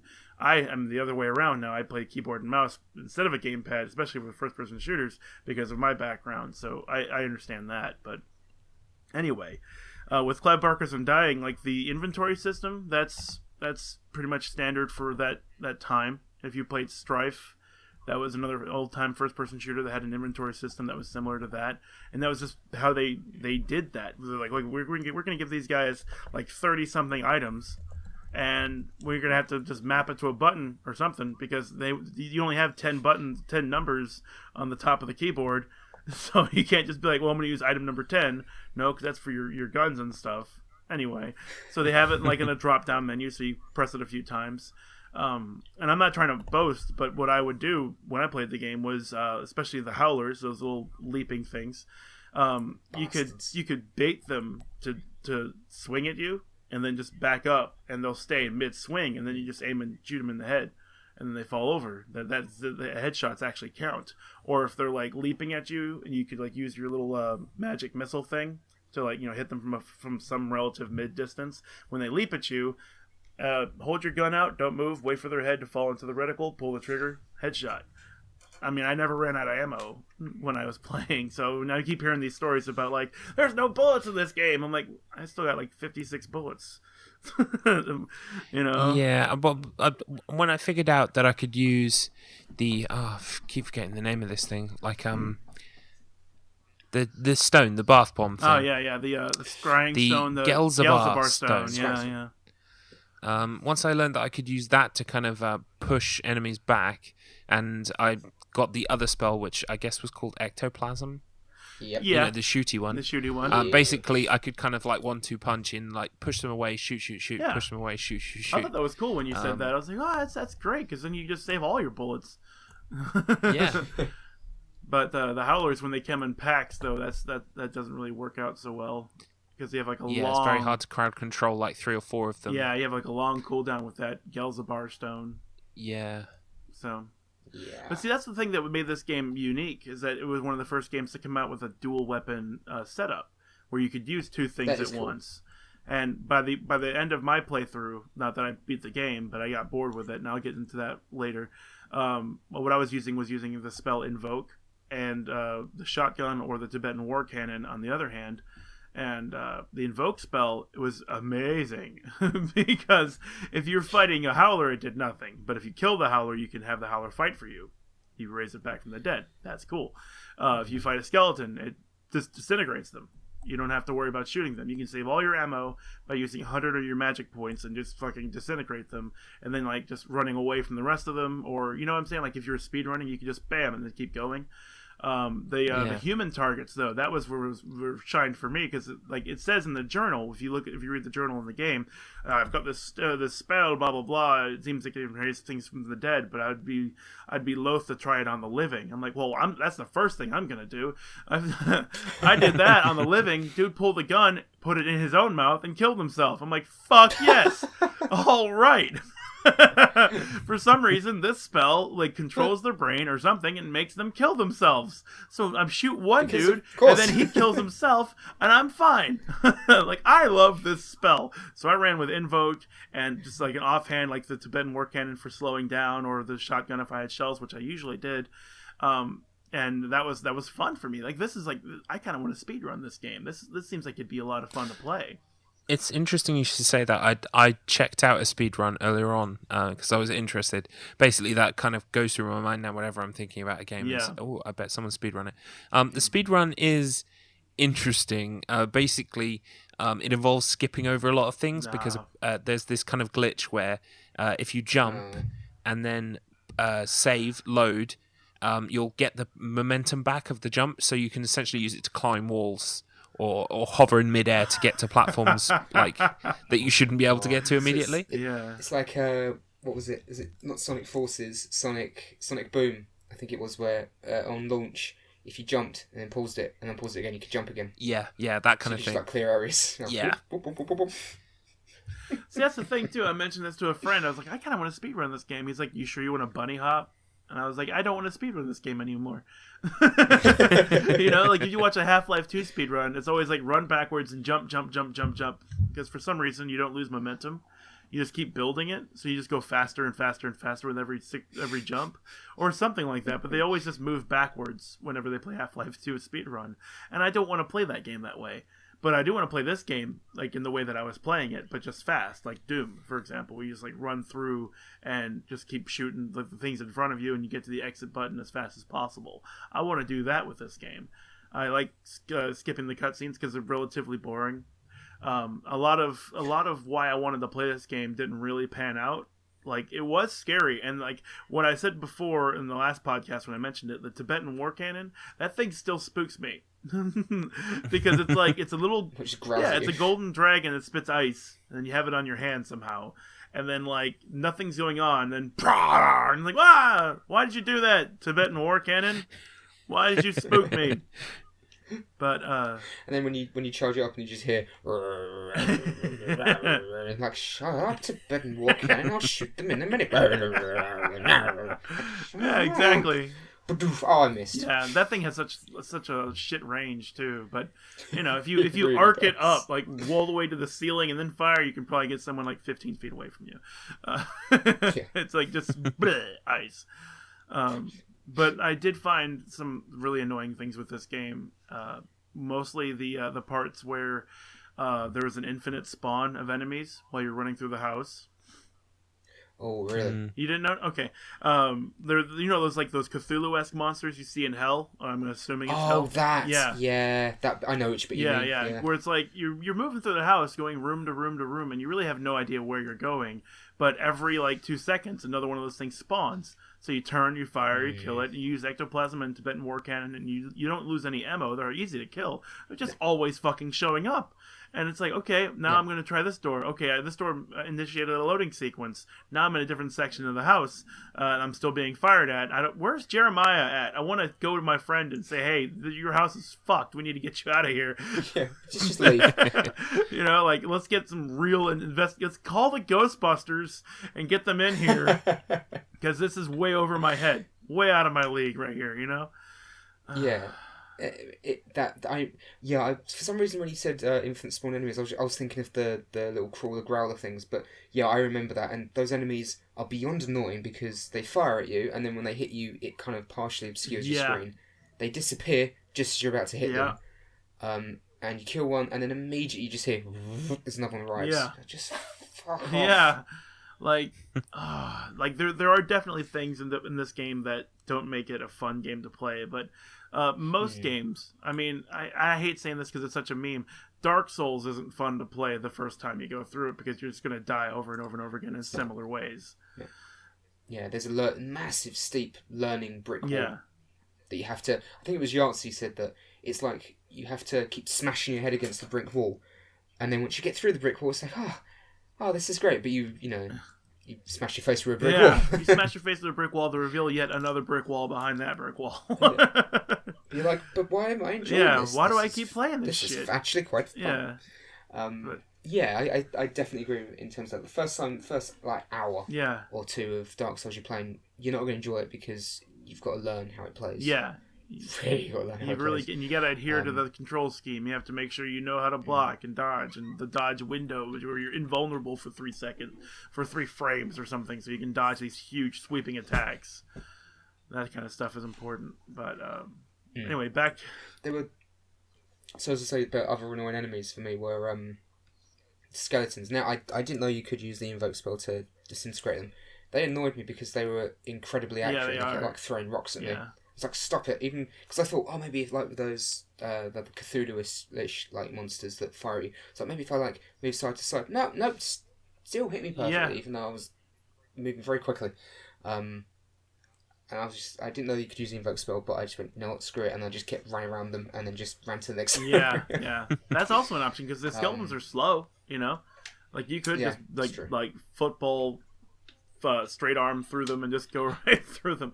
Sorry, I mean, when I said football, I took a pause. I mean American football straight arm, not because you can't straight arm people in European football. I'm not supposed to do that. He's not getting up. You took his head with you. What are you doing? Wait, sorry, wrong sport. And wrong one. Sorry, my bad. Yeah, and if you're listening to this, I mean, if you're not listening to this, how are you hearing me? While you're listening to this, you're probably thinking, why aren't you talking about the story in Undying? Well, it's because it doesn't really show itself through 4 or 5 hours of the game. No, I mean, I got tidbits as I played it. I looked up the synopsis, and me just went, oh, so that's what's happening. And then I know it's skipping ahead, I also saw the twist and went, of course. Yeah, I saw the twist immediately. Of course. Because, and again, that's getting back to you saying about a horror story as well. It's one of those twists where you go, of course, he's actually evil, or she's actually evil. And then, of course, oh, she was, but then actually he's big bad. Yep. Stop it. Yep. So I have to say it's very Lovecraftian in areas as well, like the whole realities and merging and all of that. And there's things like coming through, and you have to stop Cthulhu. I mean, the Undying Lord. Yeah. Not Cthulhu. Not Cthulhu. Un-Cthulhu. Totally he's not Cthulhu. Shut up. Giant insect instead. Yeah. See, that's the thing. Like, what sold me on this game when I was playing it because like every step, every journal page, I poured over it because it was a chance to not move and have to get shot at, or not shot at, but like howlers chasing after me. Like, moment of levity was like a currency for me in this game when I was originally playing it, and so I got invested with that, and that just dries up. That just dries up real quick after a point. Like when you go up to Elizabeth's room. And it's like, ooh, Elizabeth, she was a really sweet girl who has striking features, who turns into this feral, like, werewolf-style monster. And like, oh, man, she's obviously the first boss. Nah. Yeah, I haven't fought her in, like, 5 hours. I haven't fought anyone in, like, 5 hours of the game. Which is where I was saying I was losing my interest. Because you go from Elizabeth's room, and then you go on this fucking gauntlet through the house, trying to get away from the howlers to find like this door to go to the garden where someone who might have seen her, you could ask that person if he's still alive. Like, but people are dying left and right in this place. Yeah, and they're just getting on. Yeah, they're just getting on with it. I gotta clean the house. Don't let that dust sit around, and that corpse over there. You gotta get that taken care of. Well, I did chuckle when it's the first time you go to the other dimension, and it's when you get the Tibetan war cannon and you meet. I can't remember if it's Ambrose or Otto Kleisinger or something like that. Patrick. Ambrose. Yeah, and he's like, ha ha ha! Now I will show you the true power of magic, and then he just left. Oh yeah. Now I will show you the true power of magic, and I can shoot him, and then he just floated away. It's like, well, are you gonna? Is he? He's not. No, he's not coming back. So I guess he's not going to show me the true meaning of. I'm right here and I'm completely depowered at this point and you could probably kill me. No, you're just going to let me get powered up first so I will be okay. Matthew. Bye. Matt, buddy. The true power of magic is the disappearing act. I'm going to make this bunny disappear. Poof. He made himself disappear. There's a really terrible horror game on the Dreamcast called The Ring. Horrors Requiem or something. Terror's Realm. Yeah. Terror's Realm. And there's a bit where he goes, "You can't make fun of magic in Asia." Whoa, the hell I can't. Watch me, bitch. Watch me. For some reason, it just reminded me of, I will show you the true power of magic. See, like, that was annoying, because when I got to that part, I was thinking, okay, boss fight time. Today, like when I was playing it, I was like, this is the boss part. This is the part where I stopped playing because it got too real for me. Because all the red and the floating and the Cthulhu monsters and, oh god, there's a thing, I'm going to have to fight him. And it's like, I don't remember getting past that part, but I do remember getting the Tibetan war cannon back then. So I must have got past that part. But when I got there this time, I was like, okay, I'm ready for him. I don't know what I did last time to beat him, but I'm totally going to beat him. And he just fucking fucks off. It's like, laters. Oh, so I didn't actually have to do anything. Well, goodbye then. But he leaves. He summons these two fire bats that explode. Did that happen to you? Yeah. Right. Okay, because. Yeah, and I ran away from them, and they blew up. Like I reloaded that. I reloaded that encounter like 12 times, maybe more. I don't know, because I was like, I can shoot these. I can get through this encounter without taking damage. Right? I'm going to do that because I nearly died the first time. So I was like, oh, a flaming bat. Boom. Oh, another one. Boom. Ow, I'm at 7 health. I need to heal. Oh, he left. Never mind. I'm just going to reload this game and just try to do that better. And I couldn't find a way except for to just hide behind a statue and then wait for the encounter to just solve itself. Yeah. For him to get bored and leave. Yeah. You're no fun. Trying to see where did I get up to? I ended up I got past that. Got to the part where you go up to the gardener and say, "Hey, have you got the key to Elizabeth's room or something?" He went, "Oh, you have to go to the forest." Why? Just go to the forest. And then I didn't go. I don't think I went to the forest, or I did, and then it like transported me to somewhere else on the island, and then I took a boat. And then I got to a part where there were roamers or growlers, what they were called. And I was like, oh, it's those of them. I was fighting them. And then they heard gunshots. I was like, oh shit, they're attacking other people. So I went and saved them. And then it was like Sumerian pirates. Yeah. And they went, oh, die, Patrick. Oh, thank you. Yeah. Do you want to explain these people? No. So, fought them. Got to the bit where one of them with a shotgun runs away. Killed the shit out of him. All my bullets, all of them. Blah, blah, blah, blah. I like froze him with the Tibetan war cannon. kept shooting gooey ectoplasm at him, and then just shot him like 5 times in the brain. And he dropped the shotgun. I was like, shotgun, great. Oh, there's a growler or whatever it's called. I'll shoot it with a shotgun. Bang! I hit it.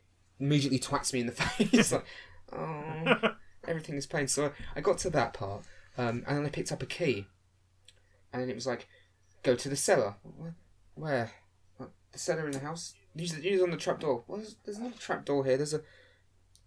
Is there? That just looks like a table. Oh, that's the trapdoor. What's going on? And then I did something, and then died immediately, and just turned it off. Yeah, I got further than that, but like that was where I lost all interest because 1, I'm not in the house anymore. 2, that was a really there's no spooky ghost things happening anymore. No. 3, and that was Sumerian pirates. What? Yeah, like, why are you here?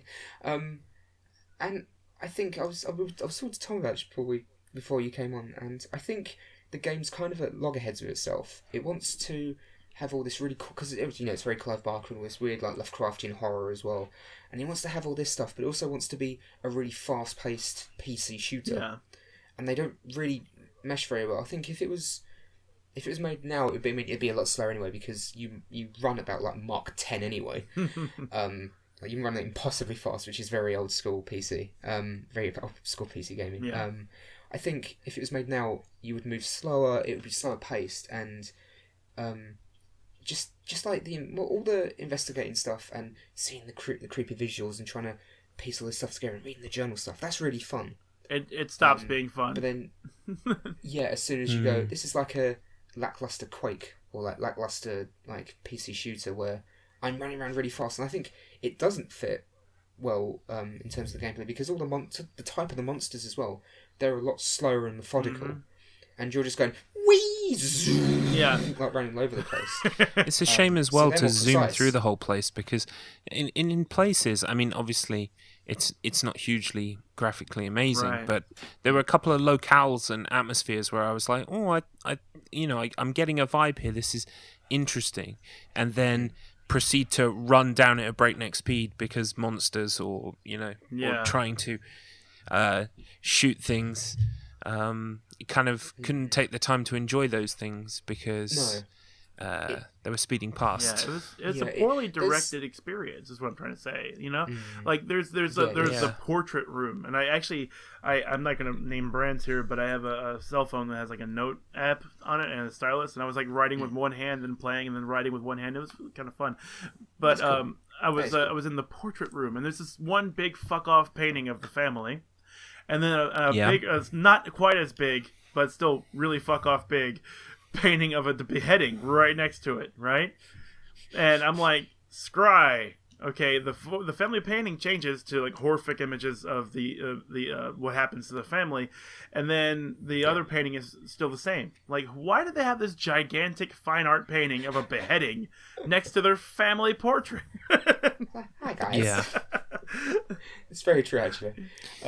And that actually just I just want to touch on something else that kind of annoyed me briefly, and that's a perfect example of it as well. Is you know how you use that ability to essentially see things that have happened before, so kind of like nifty, cool, scary things that they want you to find. I was finding quite often because I was struggling a bit with the magic selection. I don't know if there is a key you can just tap to cycle through them. There is. Well, I wish I knew It's that. 3 and 4. I'll probably have a much better time when I go back because of that. But I was trying to do the wheel selection. Yeah, it's awful. And so quite often you'd be encouraged. I'd be walking around the whole time with my ectoplasm on because I was ready to attack things if anything kind of came around the corner. And so I'd go around a corner. I'd come into a room. I'd get like a kind of the stone vibrates and you hear a whispery voice go, oh, there's something evil here, spooky woo.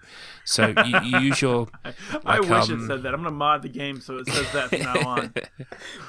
So you use your bath bomb and the thing changes and you see all this creepy shit and you're like, oh, I kind of you start to it is a bit cheesy, but you do start to feel a kind of a vibe, and then like that's the trigger for a load of monsters to spawn behind you. Yeah. So like, Yeah. you can't take the time to enjoy that because like suddenly there's a spawn of monsters and I'm trying to select my magic with the wheel and getting killed and it's not fun. Yeah, I mean, it took me a while to find out that 3 and 4 were magic switching because that scroll thing is not good at all. But yeah, I know what you mean. Because like I'm going from invoke to scry, and then from sometimes invoke to dispel magic or to ectoplasm, because ectoplasm can actually deal damage, whereas invoke does nothing to some targets and that kind of stuff. And it was just like I sat for like about 90 seconds just trying to get scry in a peaceful area without any enemies trying to attack me. I'm like moving the mouse like, okay, you got the upper right, now move to the left, upper left, upper right, upper left, upper right, upper left, upper right, upper left. I need top. I need the top of the fucking circle. Upper right, upper left, upper right, upper left. Okay, let's back it up. Spin it around, clear the cache or whatever, try again. Upper right, upper left, upper This is almost exactly my experience, so I'm glad it wasn't just me. It was not just you. It was fucking awful. So I was like, okay, there's got to be, go to customize controls, look at the controls, there's got to be a button that I can just do this with. And I went there and I found that. And I mean, the other thing about finding customized controls to use the reload option, Matt, the fact that like the other thing was called like weapon ability or something like that, like the key map name was for reload with weapon ability or something like that, was misleading. That probably doesn't help. It's misleading for sure, but I was like, wonder what that does. And then it reloads, but it also, when you get the shotgun, it makes it so you fire both barrels at once or reload. I was wondering how you yeah did that. Oh, right. I mean, that's things like you wouldn't turn around like in real life go, but hey guys, so like if you're talking to someone who's got firearms, like, and you've got someone as well, and you go, hey guys, like, I didn't know about you, but my gun's got a really cool ability. What do you mean? It's a really cool ability. What is it? And you just show them like reloading the gun. They just look at you. Like, get the fuck out. Get the fuck out. Special ability. Reloads. I don't even have to fire every single bullet. That reminds me of like every single bullet. Like games where like they advertise like, because there's nothing to say about the game on the back of the box, so they advertise like Tour de force. Well, no, they take like ordinary things that you would expect from a game and list them as selling points. It's kind of like, gun, it reloads. You don't have to fire every single bullet! Exclamation point. That was annoying, though. I mean, that's another thing that compelled me to go to customized controls and find out some way to reload, because it was annoying having one bullet in the chamber. Oh, tell me. It's like, Tell me about it. There's 3 howlers. I'm going to have to shoot and reload and run away. Yeah, because you're in that state of, I want a full clip. I want full 6 rounds, but I don't want to waste it. When I broke like 100, and then you get hit. Like when I broke 100 bullets, I was like, "Fuck it!" Reload. Just like, bang. Sorry about the walls, Jeremiah. Yeah, I'm fucking up your I do house. like the idea of, because you run so fast, the idea of this insane Irish man running around with a gun raised just like a head. He's holding it forward, just going, just running around like holding a stone. Like, go away on the stone! I got business! You sit in Lisbeth's room! Like, yeah, just get out there. Go to the forest, you crazy man. God damn it. Also, these people were very calm considering... Aren't they? In particular, in my experience, I was in the, I think it's Elizabeth's room or whatever. It was a really cool moment. You get a journal entry because someone attacked the room. It's like, this is cool. And then I was reading the journal entry, came out the journal entry and heard a smash, and I turned around and there was a creature attacking one of the maids. Shot it in the face multiple times, and then the guy was just like, well, that was weird. And he just walked off. Yeah. So I just, God. well, maybe have to say anything about that? No? You can... Is this... No, you should go and clean. Is this like an everyday thing for you? Yeah. It's like the true... And the cook. Oh, man, the cook. It's like she is like so separated from everything that's going on. Like, I'm just still cooking down here. Derp, derp, derp. It's like the catacombs are directly there. Aren't you creeped out by that? No, it's fine. Oh, there's monsters. Oh, yeah. Here's some Molotov cocktails that are useless. Yeah, they are useless. I tried killing howlers with them. It didn't do anything. Yeah. Always missed. Or always, like, would not explode at the right time. Yeah. It's like, yeah, like, what kind of a Molotov cocktail bounces? It's not supposed to pop off the ground. It's supposed to smash immediately upon contact. Yeah. This is the reason why they're in bottles. Yeah. and not plastic beakers. Or like a fucking safe. Oh wait, smash. Fuck. It sucks though, man. Because I was like, when I chose this game, I was thinking, man, we're gonna go off with a bang. This is gonna be so good. This is the scariest game I can remember, and it's like it's not trash. It's still fun. I like playing it, but like the level design is total ass. Yeah, the mansion layout. It's the mansion and the whole island layout makes less sense than the Arkley mansion in Resident Absolutely, Evil. yeah. I mean, so you have like huge, long ass hallways and these doors that are all locked, and it's like, how do the servants like clean this place? I mean, we're not exactly like in the city. No one's coming to rob. There doesn't need to be a lock in this house. Period. I mean, like, if they made it all the way here, well, they probably know you. Oh, Jesus Christ. I think, I still think it should have all just been set inside the mansion. Yeah. Maybe at one point you go into the basement and like the sub-basement and it's like the family tomb or something. Yeah. You want to mix it up. I didn't like because the mansion's so big, there's plenty to work with. Yeah, and especially, you've got the ethereal plane as well that you occasionally go to. So, I think containing it would have been better, and it would have led to some better backtracking. Yeah, some backtracking, like a survival horror game, which it felt like it wanted to be at the very beginning. And I think it would have been a lot better if it stuck to more of the survival horror type style, like a Resident Evil or a Silent Hill, in terms of getting keys and going to new rooms and areas inside the mansion grounds, and not having random scimitar wielding pirates turn up. Yeah, it's like, we're here. Hi. Sup? Ow. Yeah, like just like you, I thought like the Howlers were attacking other people. I'm like, oh shit, I'm gonna save the people, kill the Howlers, and they start looking at me like, what's up? And then they shoot at me. I'm like, well, fuck off, like assholes. But see, like you're left bewildered the whole time. Like beginning, you're on board, you're in the spooky house, you have your friend who's sick, he can't get out of bed, and he needs you to help investigate what's going on.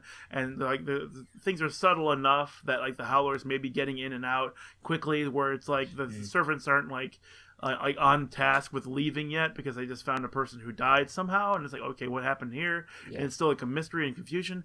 But like shortly after that, you're fighting dozens of Howlers, like dozens of them, and it's like, okay, bewildered is the right word, because I came across a sort of like a church or chapel inside the main, and I found a key.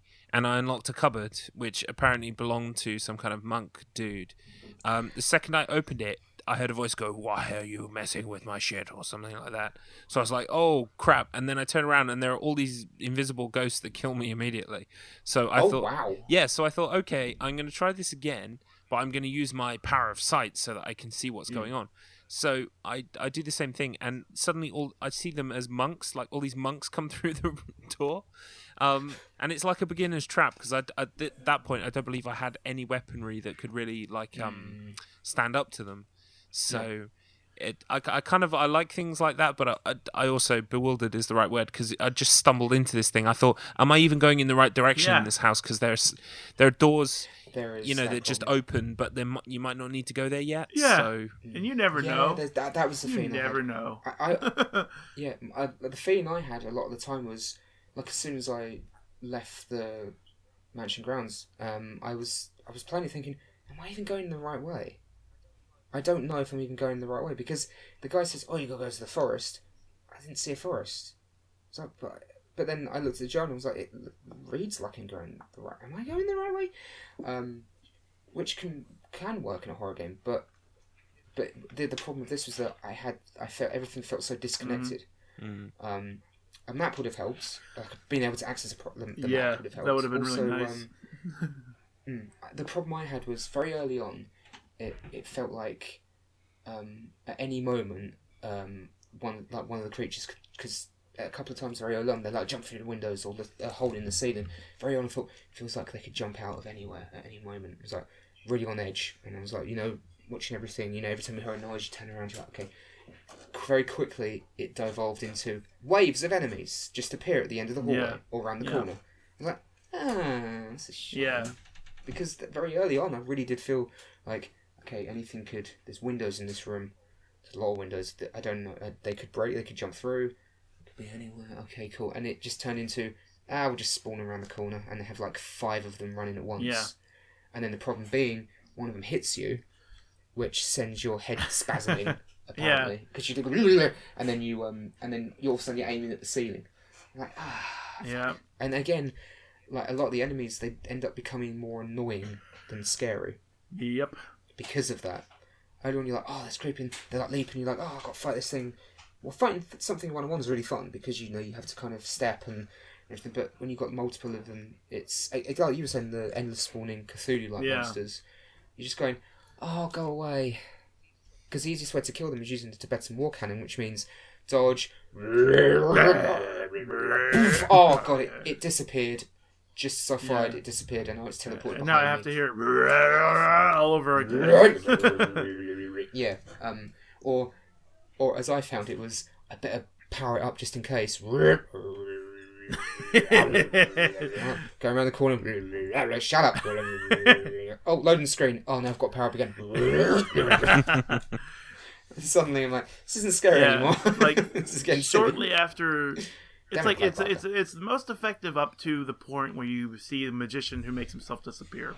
After that, it just goes straight downhill because like you come back to the house and like you hear Otto Kleisinger, I think his name is, like he shuts the door behind you. And you're supposed to, like, oh my god, I'm being surrounded by Cthulhu monsters, kill them, and then try to find another way out through the fireplace, right? The thing is, I remember that fireplace, because I've been there before. So instead of going all the way around and having the door shut behind me and being attacked by Cthulhu monsters, I'm like, I'm pretty sure I'm supposed to go through that fireplace. But when you're in there, before you set off that particular trigger, the fireplace has a fire in it. But you can crouch down and see straight through into another room. So I'm like, okay, Tibetan war cannon has ice, so I'm going to shoot ice at the fire. Yes! Nothing. Nothing. Yeah. Okay. Fuck it, really I got like 7 health packs. I'm on fire. Oh, God. And then I get out the other side of it. I'm like, all right, what's special? It's here. And I think I found like a health pack or something. I'm like, well, at least they healed me for what I went through. That's fine. And I fought another Cthulhu monster. Left the room, rounded the hallway, found the other door into the room I just left, went into that because I'm so fucking confused. That triggers the door shutting and the Cthulhu monsters. I'm like, fuck, okay, I have to kill the Cthulhu monsters, but I'm on task. I just went through fire. I'm fine. I'm triggered. So I kill them. I go, and then the door is shut behind me, so I can't go back out the way I came in. So I go back to the fireplace. The fire is gone. So I was like, I was supposed to try to go this way first, and then that didn't happen, so I burned myself for no reason. Oh, right, okay. Yeah. Why not just have it blocked? Or just have the fire kill you? Yeah. You know? And also, I did the same thing. I was like, wait, the war cannon fires ice, right? I'm being really smart. Oh. No, I was being too smart. Yeah, too smart for this game. Okay. I'm like, But, you want it to be something like that, because you feel like you've solved a solution. Yep. Like you're actively saving yourself instead of the game just going, I'll go on then. There's only one other thing I want to bring up before I'm gonna have one of you guys tell me how it ends because I have no idea. The scrying stone, the scry spell, right? Really spooky, really cool way to see things and all that kind of stuff. It doesn't do anything when you do that. The scry spell doesn't give you any new information, nor does it give you any kind of, except for like some atmosphere, especially when you go to like the rolling hills where the tower is and that and when you start fighting the humans who are for some reason shooting at you, like there are like huge broken down ruins of a church or something like that, and you have plenty of opportunities to scry, and all you do is you see a monk standing there or walking around. There's this one spot where like there's a catacomb area, and it goes, see. I'm like, okay, cool. And you're like, I pull it up, and I see a monk walking. I'm like, okay. And the spell expired. Okay, recast the spell. Monk is still walking where he left off, and he's rounding the corner. I'm like, okay, cool. And then the spell wears off. It takes like 50 spell energy to use this damn thing, but it's okay. It comes back before the end of the spell. Use it again. I follow the monk in a perfect circle back to where I started, and then he just does it again. And it's like, this is fucking stupid. All I did was just follow the ghost walking in a circle like an idiot, because it doesn't give me any new information.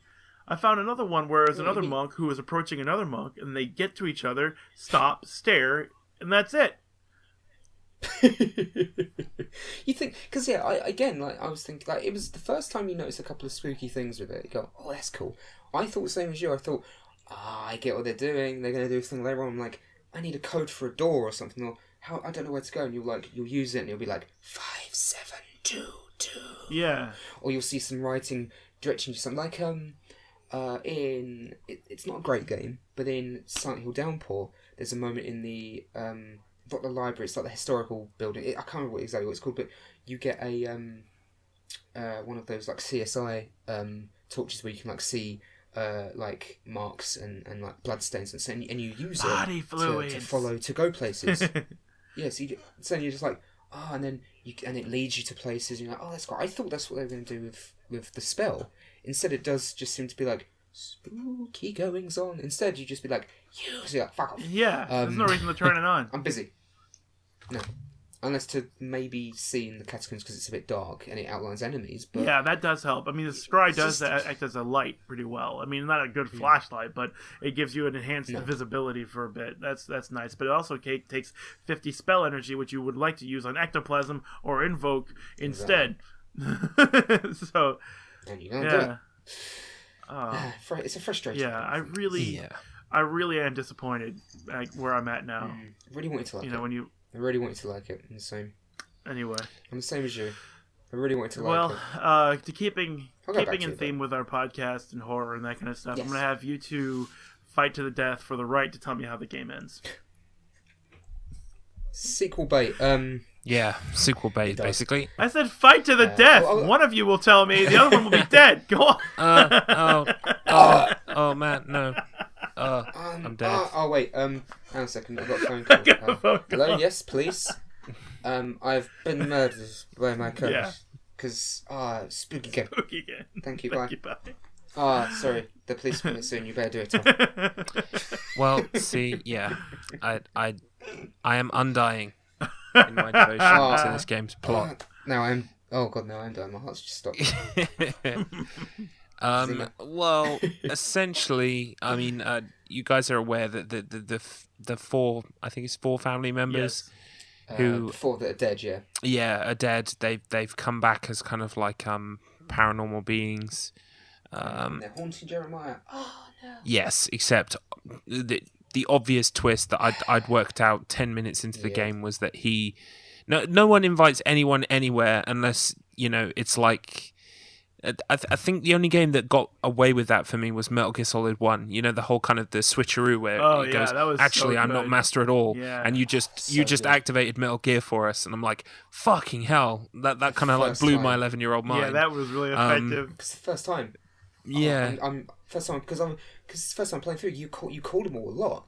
And I was sitting there going, I've just done, everything I've just done is for them. And I've been talking to the enemy the entire game. Yeah. It's brilliant. It's great. So ever since then, if someone invites someone to somewhere, I'm thinking, yeah, it's part of the plot. Especially if they die halfway through, it's like I'm expecting you to come back with the corn syrup later on and go, ha ha ha, I fooled you. Yeah.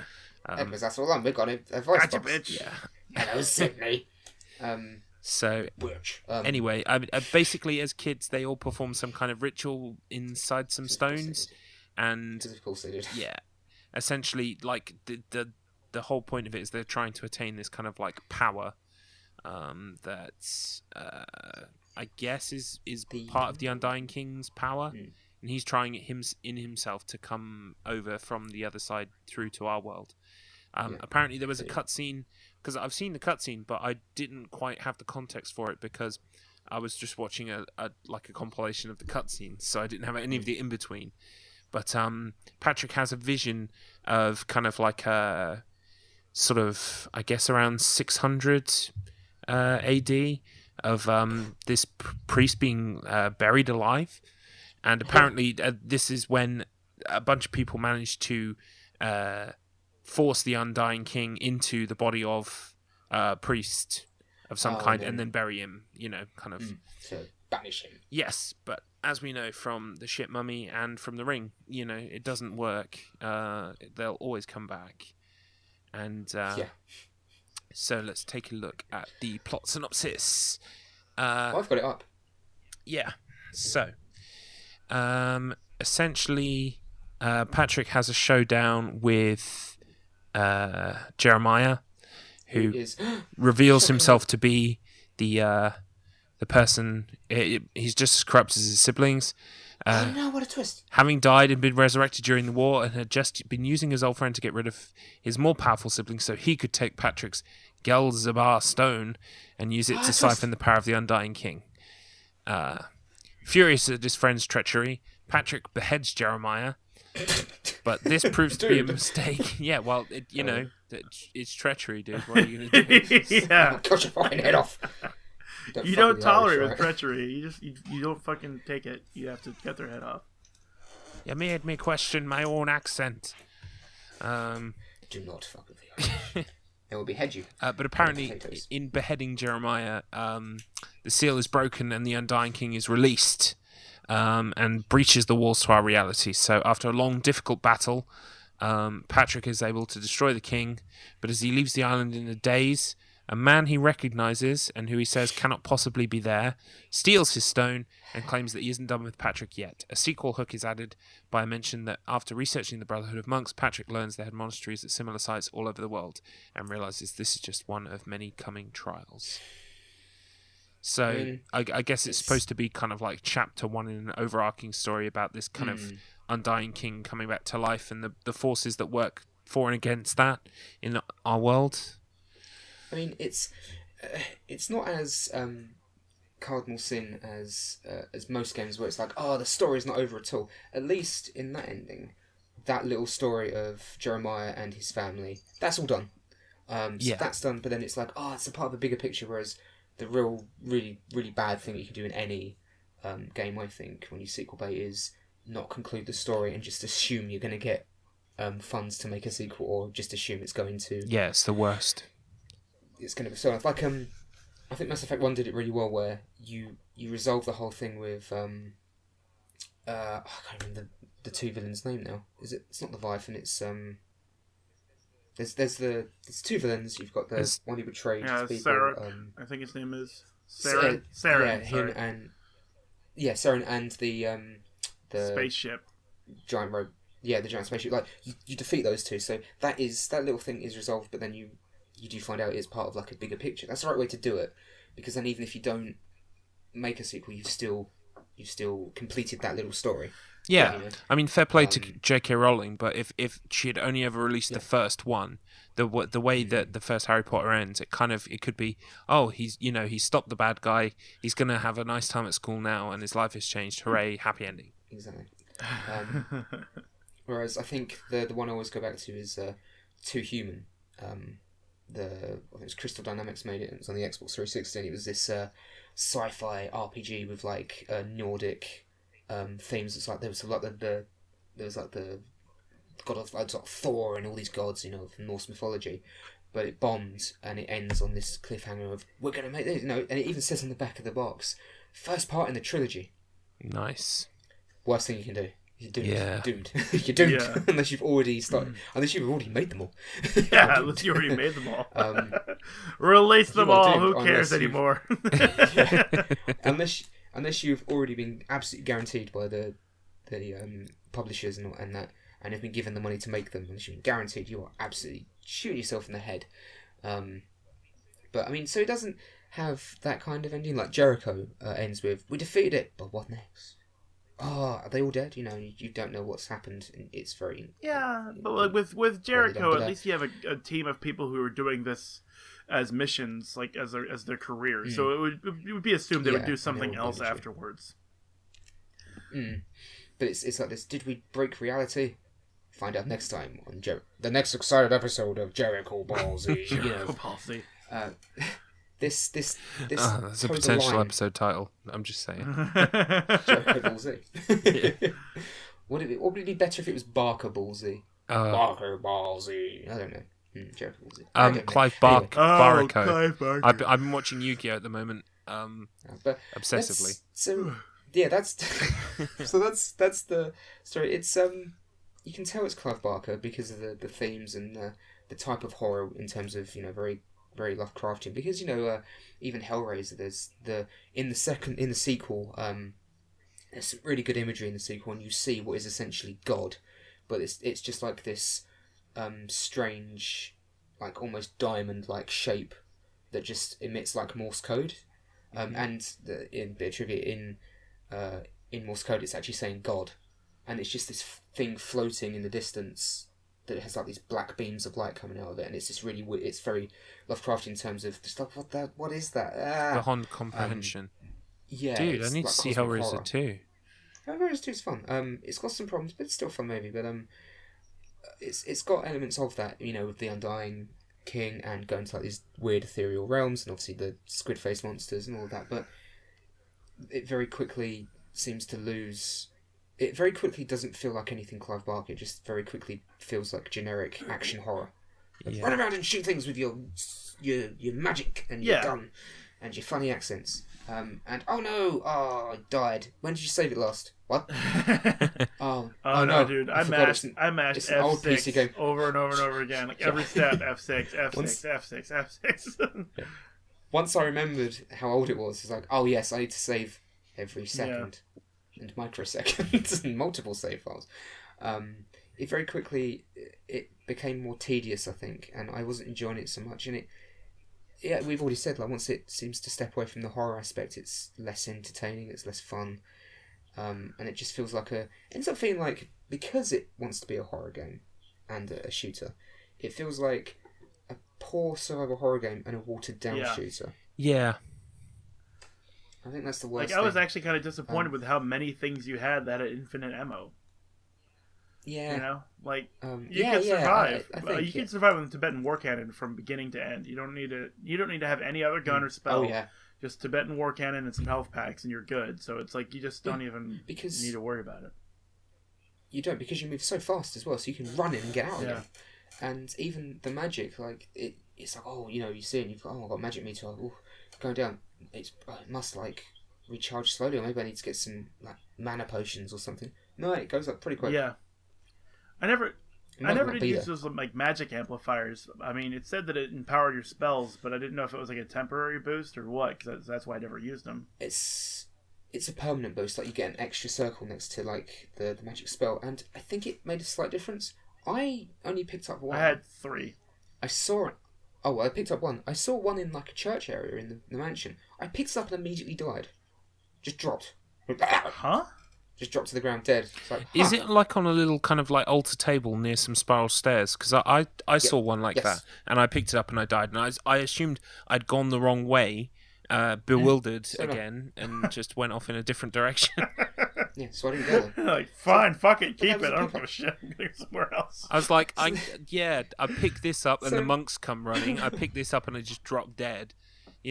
Man, that's not been my experience at all, though. Every time I found one of those magic amplifiers, there was like one, like in the very beginning, you can find it by taking like a separate route to go to like the sort of like the high vaulted ceiling area of the main room. I don't remember how I got there, so don't ask. 2, I found there was it was in a chapel with pews and a cross, and the amplifier was on the cross, and I shot it and it fell down. I picked it up. See, that's the one I picked up and died. Yeah, I don't know why you would have died. I didn't die. And then I found one later, and it was okay. Because obviously I saw it. I thought, this has to be an item. Save game. Oh, magic amplifier. Why did I didn't die this time. What are you doing? Yeah. But that's the whole game, really. Uncertainty. Yeah. What? Confusion. And not the good kind. Barker's bewilderment. Yeah, and not the good kind. Like Silent Hill 4's got a lot of like confusion. Like, oh shit, I don't know what to do with this dirty shirt, but I found it and I'm gonna keep it. And then when you find out that you're supposed to wash it because it reveals a message. Oh, see, that was cool. Like if I had thought this was a puzzle, but now that I know, I can start thinking like that through the rest of the game. I found a thing and I want to do this thing now. But this game just like, okay, you're gonna go into a house and it's really big and it's interesting. You want to go to this room, locked. This room locked. This room locked. This room opens. Loading. Okay, now you're in a different section of the house, but I should go back because I wasn't done exploring that area. By the way, you're being chased by bloodthirsty monsters. Oh fuck! Fuck! Shoot! Fuck! Run! Shoot! Shoot! Shoot! Get bearings. Bathstone, and then Where am I? Scry. Oh, okay. Why did I do that? Anyway, because I've been a couple of times and it's like, see, and I pull it out and I don't see any difference. I don't see a change anywhere. I'm like, well, why did it do that for? And then I left. I'm thinking what we could rename this game is Clive Barker's Bewilderment. Yeah, it would work. The Bewilderment. So yeah, I think that's pretty much everything we can say about it, really, isn't it? It's a shame. It exists. I was looking at this podcast to be kind of like a party, like, man, this is gonna be such a great game. We're gonna all be like, really, oh my god, did you see that? Yeah, I saw it, it was so cool. But really, we're just like, what were we doing for like the last 3 or 4 weeks? It's like being a disappointed parent. I'm not angry. I'm just disappointed. I didn't have a bad time, but I didn't have a good time either. Yeah. It was flat 6 out of 10 for me, just like the whole way through. Yeah, like there's a spot where you're in the ruins, and there's a busted up floor kind of, and it's like, oh, if I had some explosives, I could take care of this. I'm not gonna try the accent, and I'm like, okay, cool. I need to find explosives. I find Molotov cocktails first, but I'm like, this is not what they mean. There's no way, because the glass would break, the alcohol would be on fire, and it would just fall through the cracks. There's no way this is what they mean. So I didn't use it, and I'm glad that it wasn't what you're supposed to use. But what I did was wander all over the ruins until I found another zone in the ruins, and at the end of that zone, I found dynamite, and then I had to go all the way back. And again, this game has no map. I have no idea where I am all the time. Just like they're like, oh, is there an enemy here? I must not have been here yet. Blam. Okay, let's see what's in this room. And then I go back and I use the dynamite, and nothing physically changed, but I could still go through the hole. He's not very good at adventure, is he? No, he's not. He should have fucking saw the first howler and said, fuck it. Because even at the beginning he's like, I'm a paranormal investigator, and whether it's, I don't care whether it's real or not, I'll do it anyway. He seems very, which would imply that he's quite cynical and skeptical about it. Sees a giant monster running around, just going, well, Jeremiah, I've got to go and... I got to get some tools out of my truck.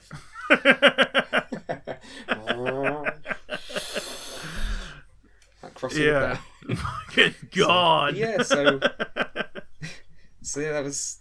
I think that's all I can really say about it. I'm sorry if this podcast was as disappointing as the game was to us. Damn you, Clive Barker. Why must you disappoint me? It makes me not want to play Jericho, but I still want to play it eventually. Because I still remember some of the team members' names. Like Simone Cole was the one who used the math to bend time and space to reload for people. Shit. I liked her. I thought she was a lot of fun. So I think I'd have more fun playing that. But then I don't know anymore. Oh yeah, I don't know anymore. I'm scared. I'm uncertain. At least I know Jericho isn't supposed to be a scary game, and therefore I can expect no real scares, and just it's supposed to be like a horror action game, but horror being elements, not theme. It's more of a horror action game, and it knows this. That, yeah. So. That's Undying, everybody. I'm just gonna go and get a noose. So I think it's supposed to be Matt's turn to. Indeed, it is. Choice. It is my turn. Make your choice. I was Sorry. Choose your destiny. So I was thinking about it, and I did that thing again where I've seen so many horror films, and I get indecisive. So I was thinking John Carpenter.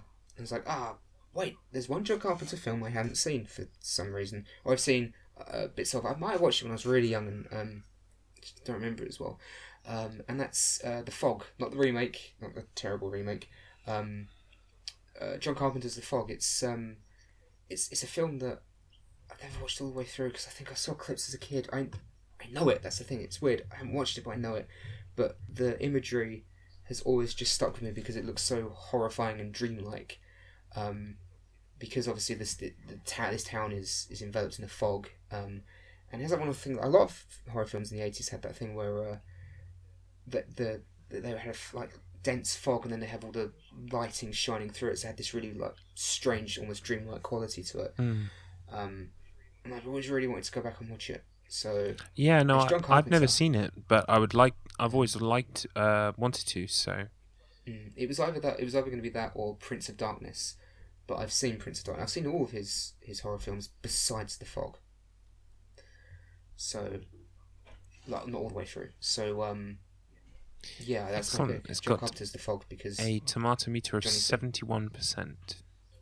I've heard good things, really good things. It's one of my uncle's favourites growing up as well, so that has to count for me. That counts for something. So he's usually dead on when it comes to horror films. So yes, John Carpenter's The Fog. Excellent. Sounds good. I was like, didn't we already watch The Mist? This is the English version. Yeah. It's such a rip-off. It's got fog. It's the mist. It's not fog. Actually, Chris, it's mist. It's not fog. Is it like the difference between fog and steam? Yeah. Actually, like, it's steam is different. Actually, I'm typing in the comments, really angry in all caps. Steam and fog on the same thing. Actually, I think you'll find it's more like condensation. Oh. You even did the actually. Actually. Not to be that guy. I don't want to criticise you, but I'm going to go ahead and criticise you. Well, if you don't want to do it, like then stop. It's like when someone goes, I'm not being racist, but Yeah. all black people say it. It's like someone who says that. I'm not being racist, but here's something incredibly racist. All Irish people are paranormal investigators. They did it so they could try and find out the mystery of the potatoes. Oh my god. Oh, we're not going back there again, awful. are we? Yeah. Where did the potatoes go? Paranormal investigator. Oh, wait, why would I make fun? As we've established in the Undying, if you piss off an Irishman, he cuts your head off. Potato This is normal true. investigator. Potato. That uses a Ouija board just going, you see in the papers. Oh god, that's awful. No. Well, if we don't get angry comments from that, then we've just opened the door to all kinds of fun comments we can just make. Send me your hate. We're not doing any favours for Anglo-Irish relations. We're doing no favours for the taters. Oh god. I think I should go. I'll see myself out. And make sure that the windows are Like closed. someone hits you with a potato. It's like, hello, police. Irish people might try and kill me. You're just reminding me of I don't know if you've seen it, Chris, but Matt, you're bound to have the IT Crowd episode where they go out for a work outing, and he's just like he's going, "Oh, I love the Irish. It's great crack." Oh, that's the same one with I'm disabled. Yes, that's my. What's wrong with you? Leg disabled. Yep. How did it happen? Acid. Yeah. Chris, you have to see it. It's probably my favourite episode of a sitcom ever. Yeah, sort of arguably tied with Black Books, one of Black Books episodes as well. Same writer. Yeah, exactly. Same writer as that and Father Ted. Yep. Which is also Anyway. an institution in this country. Oh, Yeah, see, so we do good. love Irish people. We love Father Ted. Yeah. We love one The- Irish the people, Christmas special was so on. we're totally okay. We love a really stereotypical sitcom from the 90s. We love it when we can make fun of Well, them, and it's fine. Pretty much. Yeah, because then we're laughing with them. Yeah. So, if you're going to watch one episode, the Christmas special, Chris, is brilliant.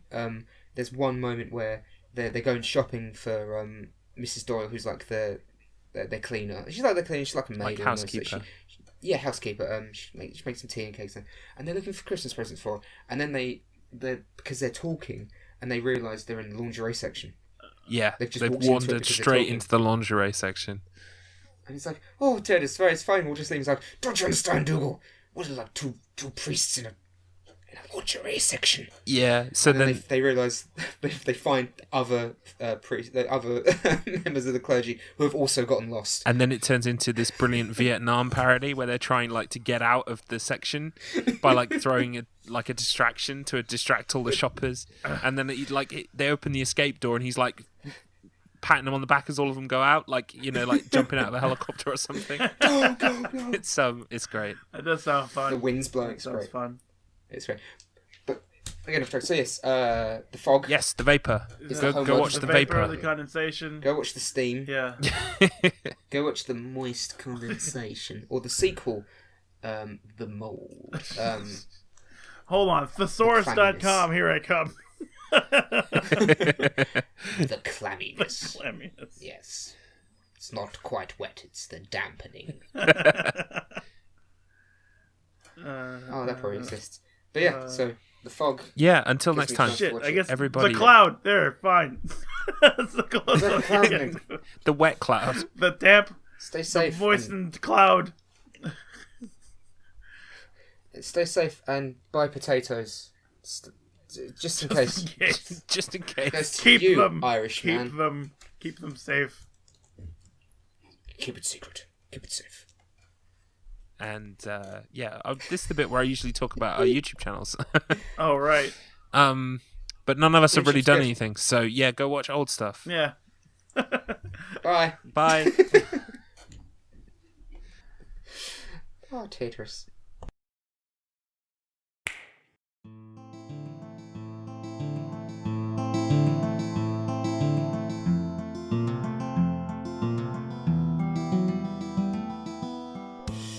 This episode of Spoilers of the Damned was hosted by Axton10_61, Madicus Finch, and Garlips. To find out about us, as well as join the discussion on our Discord, check out all the links in the description below. Please feel free to leave a review or rate us on your podcast app of choice.